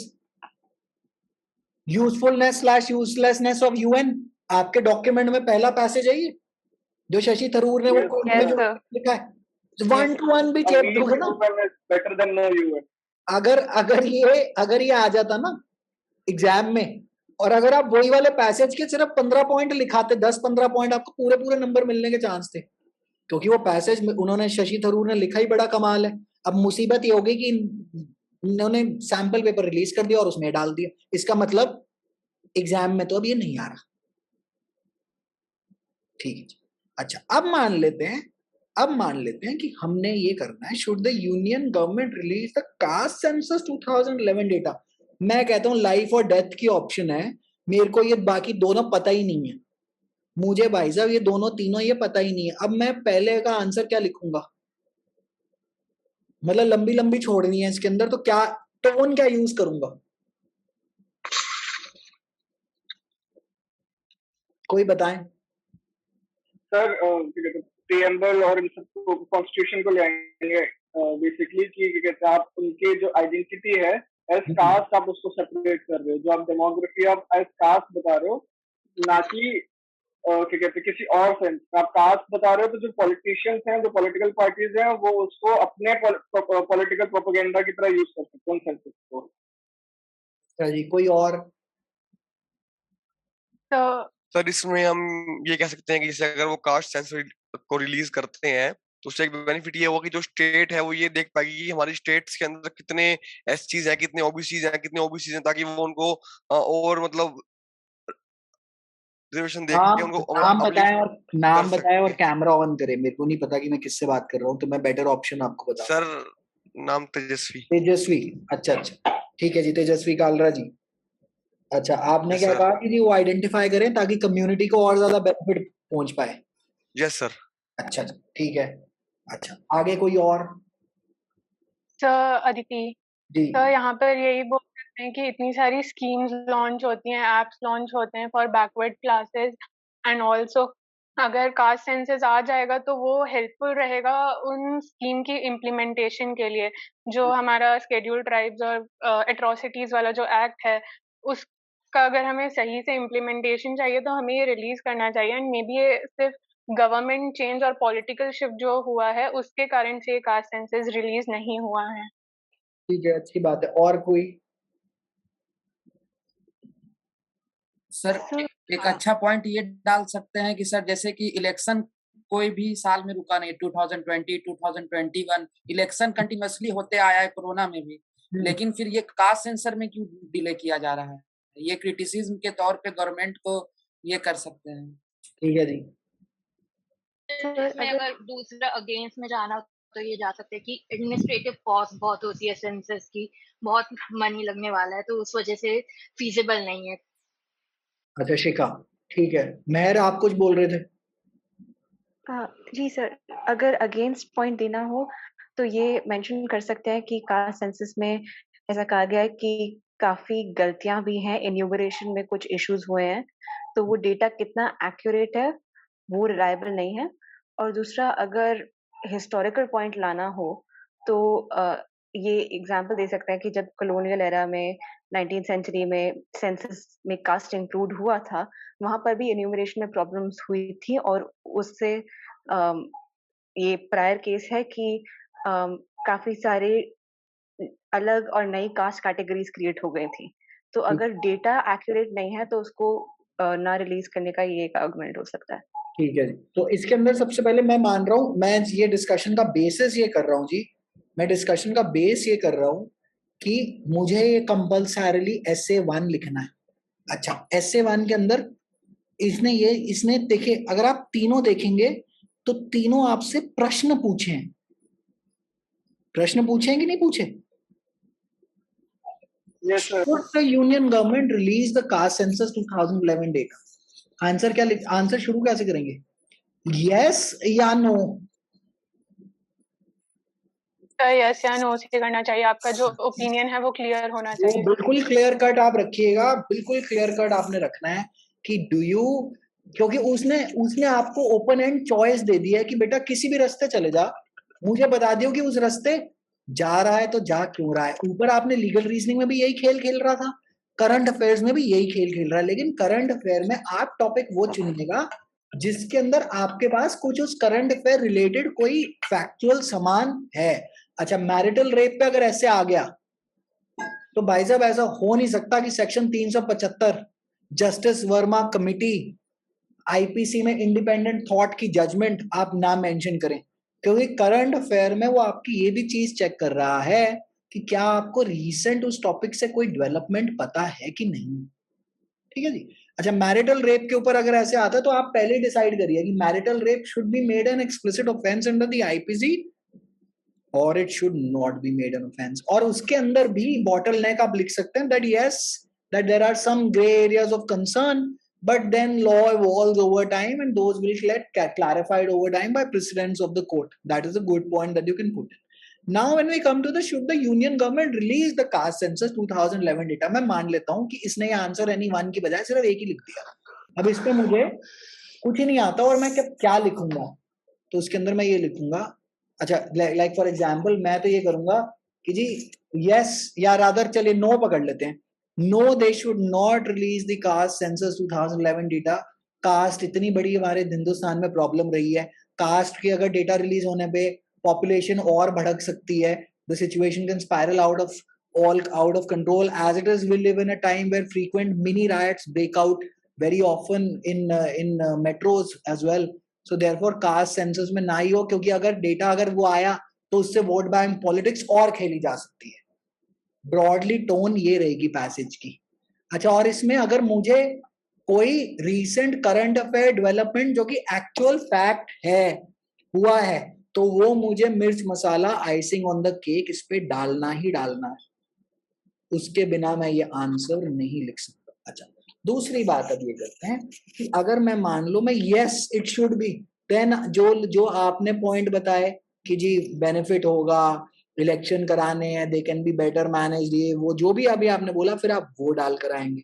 सेकेंड वाला ऐसे तो आई थिंक हम लोग पिछले 3 महीने से कितनी बार ये काम कर चुके हैं मेरे हिसाब से। अच्छा, अब इसके अंदर आप क्या करेंगे, is the Ukraine war a clear sign that the post world war 2 mechanisms for controlling international peace which is basically United Nations are no longer relevant and viable.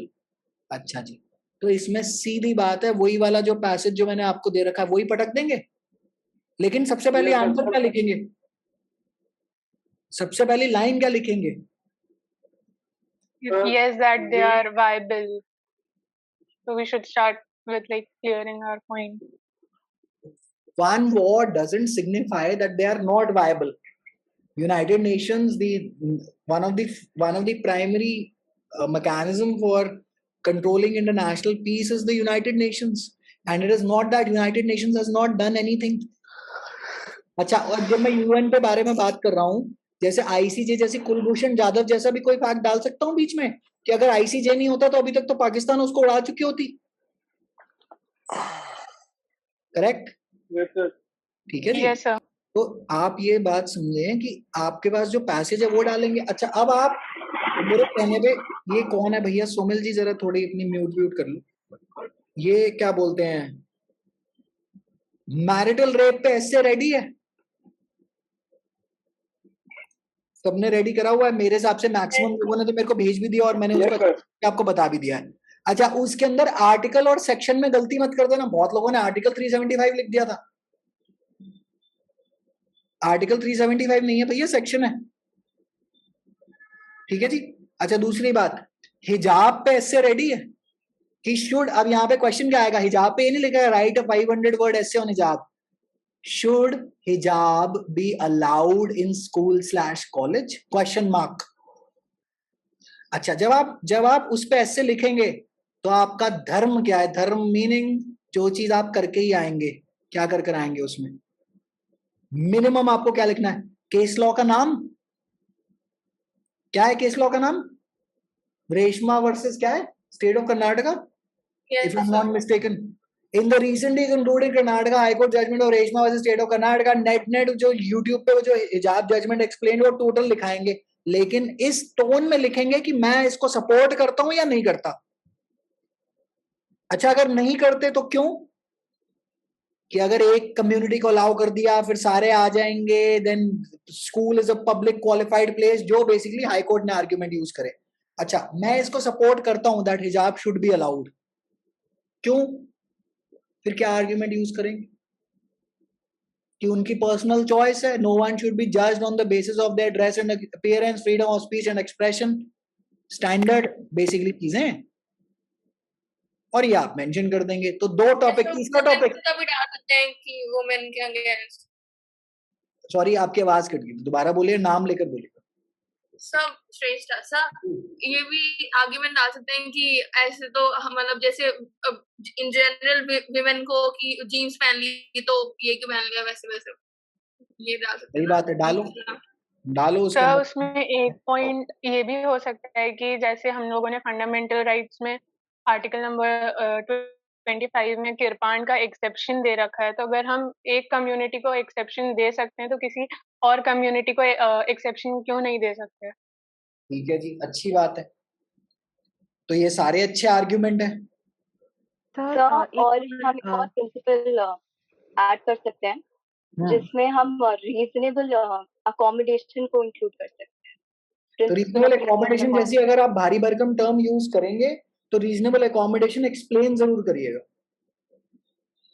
Yes sir. ठीक है जी। इस एग्जाम में ये उम्मीद मत लगाइएगा कि अगर आपने कोई लीगल टर्म यूज करी तो उसके आपको एक्स्ट्रा नंबर मिल जाएंगे ना, आप उसको एक्सप्लेन जरूर करके आइए under any and all circumstances. ठीक है जी। अच्छा, तीसरा अगर मैं आज की डेट में एक टॉपिक उठा लेता हूं कि चलो कश्मीर फाइल्स पे तो ये नहीं पूछेगा because it's a very controversial topic, तो ये नहीं पूछने वाला। आफ्सपा पे मुझे फिर भी लगता है बाय चांस एक ऑप्शन दे दे, क्योंकि AFSPA is a major current affair which was basically AFSPA has been withdrawn from a lot of districts of Assam, Nagaland, तो पूछ सकता है। उसका ये टोन क्वेश्चन देखिए क्या पूछेगा कि do we still need AFSPA like laws in modern India? Sedition के ऊपर, does sedition need to be an offence in modern India in today's date and time? ये जो टॉपिक हैं ये हॉट टॉपिक हैं। देखिए, एक तो टॉपिक ही क्या, एक तो टॉपिक जो हमने जो ऐसे जो प्रिपेयर कर रहे थे उसमें से एक तो भैया आ ही गए। इसका मतलब एग्जामिनर और हमारी सोच थोड़ी थोड़ी तो मैच कर ही रही है। मैरिटल रेप, हिजाब, सेडिशन, आफ्सपा वाला ऐसे तो आपके पास है ही। कृपया करके इनके ब्रॉड पॉइंटर आउटलाइन कर लीजिए। और ये दिमाग में रख के चलिएगा कि अगर ये एग्जाम में आए तो मुझे क्या लिखना है। सेडिशन आई, सेक्शन 124 से लिखेंगे कि नहीं लिखेंगे? यस सर, लिखना ही है आईपीसी में मेंशन, और आईपीसी लिखेंगे, आईपीसी आगे 1860 भी लिख देना, ताकि चचा जान को पता हो कि पढ़े लिखे आदमी से बात हो रही है। और मैंने जो सबसे ऐसे मंगाया मैरिटल रेप पे, सारी दुनिया ने ये कर रखा था, आर्टिकल और सेक्शन आर्टिकल 375। ओ हेलो हेलो कह रहे गाड़ी गाड़ी, ध्यान से, क्योंकि हम लीगल टर्म यूज कर रहे हैं ना, फिर हमें मतलब we have to be very careful on it. क्या फिर जब हम यूज कर रहे हैं तो ठीक ही यूज करें, राइट? अच्छा, जैसे अभी मेयर ने बोला मैं कैविएट एम्पटर लिख सकती हूँ, कैविएट एम्पटर लिखो, वॉलंटरी नॉन फिट इंजूरिया लिखो, जो भी है बेसिकली जो पढ़ाई लिखाई कर ली है उसको समझाना जरूरी है। अच्छा, और ये समझाना जरूरी है कि ये मैं टर्म यूज कर रहा हूं या कर रही हूं तो क्यों कर रही हूं, ये मेरे आंसर में कैसे मदद करेगा। तो नेट अब समरी करते हैं, इस सेशन को कंक्लूड करते हैं। इस सेशन को मैं उठा के पटक दूंगा अभी यूट्यूब पे। अच्छा, कहीं किसी को लगा स्ट्रैटेजी लीक हो जाएगी, कोई नहीं देख रहा 2 घंटे, कोई नहीं देखता, मात्र 5 मिनट देख के सब बोर होके ऊब जाएंगे। किसी को रिवाइज करना हो तो यहां से कर लेना, और मैं वो मेंटरशिप मॉड्यूल के साथ उसको लिंक आउट कर दूंगा। अच्छा, तो अब आपने क्या करना है, 75 क्वेश्चन जो पार्ट ए, अपर लिमिट हमने सेट कर ली 70 मिनट, और डेटा से करिए 70 मिनट्स। इसका मतलब 3:10 संडे को, चाहे आप NLU द्वारका में बैठे हो, DDU द्वारका में बैठे हो, किसी और सेंटर में बैठे हो, 3:10 पे पार्ट बी में उतरना ही उतरना है। Pointer number 1। पॉइंटर नंबर 2, सारे क्वेश्चन अटेम्प्ट करने। पॉइंटर नंबर 3, क्वेश्चन लंबे चौड़े राक्षस दिखाई देंगे लेकिन उतने हैं नहीं। पॉइंटर नंबर 4, कट ऑफ रहने वाली है पहले 300 की, रफली अराउंड 52 to 55 मार्क। 75 का तो टोटल ही है, 52 से 55 के आसपास रहेगी, तो 52 से 55 के ऊपर ही उम्मीद रखेंगे कि मेरा पार्ट भी कंसिडर होगा। लेकिन उस एग्जाम में इतनी टेंशन लेने की जरूरत नहीं, सारे तो अटेम्प्ट करके ही आ रहे हैं, है ना। लीगल रीजनिंग में minimum number of points 3, ideal 4 से 5, बट मिनिमम 3। जो चीज, जो पॉइंटर, जो इसने मटेरियल फैक्ट दे रखे हैं वो फॉर अ रीजन दे रखे हैं, उनको दोबारा अपने आंसर में मेंशन करें, और एग्जामिनर को इनडायरेक्टली चीखें कि तूने ये बोले थे, मैं इसी को यूज कर रहा हूं तेरे ही खिलाफ, राइट। जो मटेरियल पॉइंट इन दोनों चीजों में, मटेरियल पॉइंट से क्या, ये देखिए यहाँ पे इस क्वेश्चन में भानुप्रिया वाले में September 1, March 1, ये डेट दे दी ना, आप उसमें से कैलकुलेशन निकाल के उसको दीजिए that she is out of a probation period. यहाँ पे इन्होंने 50 meter away, 6 days, bank did not, 8 days क्यों नहीं लिखा? ये जानबूझ के, because they want you to reason out on these facts. So use the material details that are provided and do not create any facts on your own. That Salim had a roza that day and then he was waiting for iftar. जो fact है उतने ही question के अंदर वो रहेंगे, ठीक है जी। और आप उसमें से, अच्छा, आर्ग्यूमेंट कुछ भी करिए लेकिन अच्छा करिए। आपको लगता है कि यार केस, ओ जी मैं तो ये आर्ग्यूमेंट अच्छा नहीं बन रहा, आर्ग्यूमेंट केस जिताना तो हमने है ही नहीं, हमने तो अच्छा आर्ग्यूमेंट कर करा, सिर्फ इतना सा हमने कहा, ठीक है जी। अच्छा, और ऐसे तैयार रखिएगा इस पे, बाय द वे UN पे तो ऐसे आपका तैयार ही है, मैरिटल रेप, हिजाब, सेडिशन, आफ्सपा, बाकी तो आपके डॉक्यूमेंट में डले हुए हैं। यही है ना आज की डेट में hot topics of the day क्या है। कश्मीर फाइल्स तो ये पूछेगा नहीं क्योंकि वो बहुत ज्यादा कंट्रोवर्शियल है, और एग्जामिनर इतनी कंट्रोवर्सी से दूर रहना चाहता है क्योंकि दिक्कत होती है, क्योंकि एग्जामिनर को फिर को कह देते हैं कि you favour Muslims, you favour Hindus, ये डिस्कशन से एग्जामिनर दूर रहता है, तो ये तो वो पूछने नहीं वाला।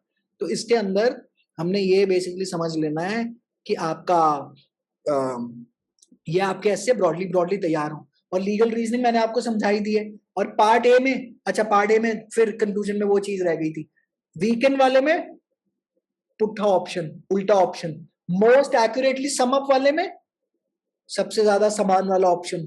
अच्छा, दूसरी बात, एजम्पशन अगर ढूंढनी हो ऑथर की, कभी पैसेज में नहीं होगी।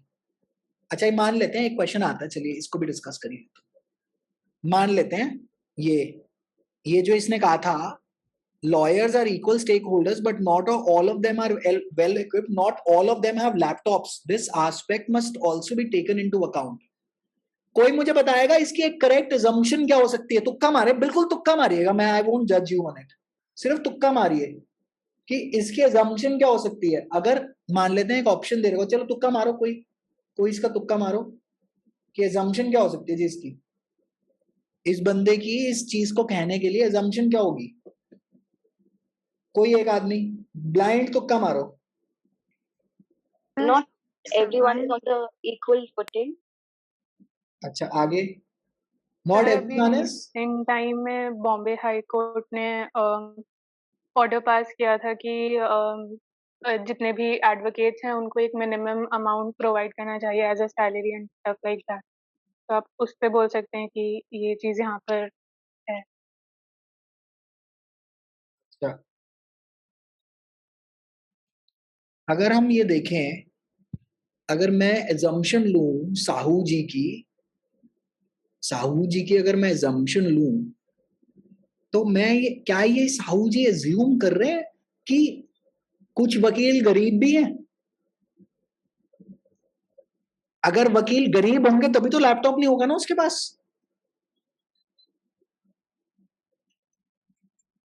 सोच के देखें, इसने स्टेटमेंट दी, साहू ने क्या दी statement? But not all of them are well equipped. How? Some lawyers may be coming from marginalized backgrounds, they may just not have laptops. So अगर ये question आया, which of the following, if true, can be treated as an assumption of for Mr. Sahu's argument? क्या चीज है वो?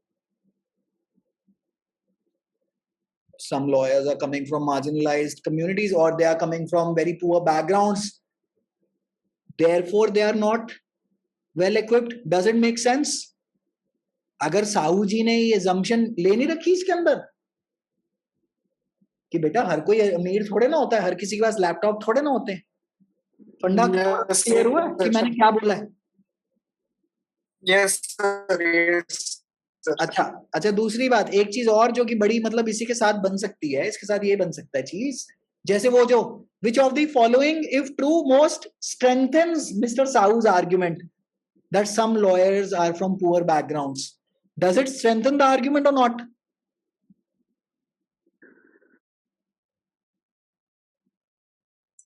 Yes sir. Yes It strengthens the argument. It absolutely strengthens the argument. ठीक है जी.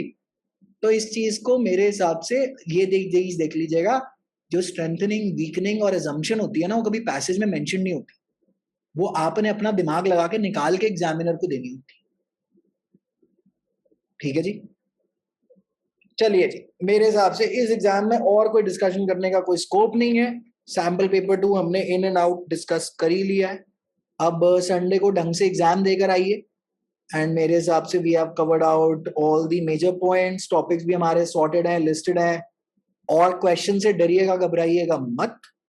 Options को ढंग से पढ़ लीजिएगा. Mostly you will be able to get the correct answer by process of elimination, even if you don't know the answer to the question, as in even current affair वाले.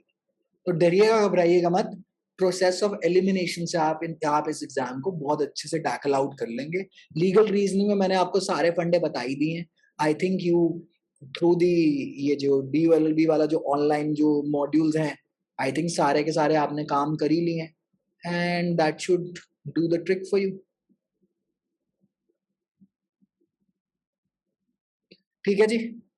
चलिए, बाकी कुछ होगा तो कोई वॉइस नोट वगैरह बना के भेज दीजिएगा, जैसा कि हम डिस्कस करते आ रहे हैं, और फिर देखते हैं. तो sir I want to ask one thing. Okay, ना अब वॉइस नोट पे भैया भेजना, 2 घंटा हो गया है.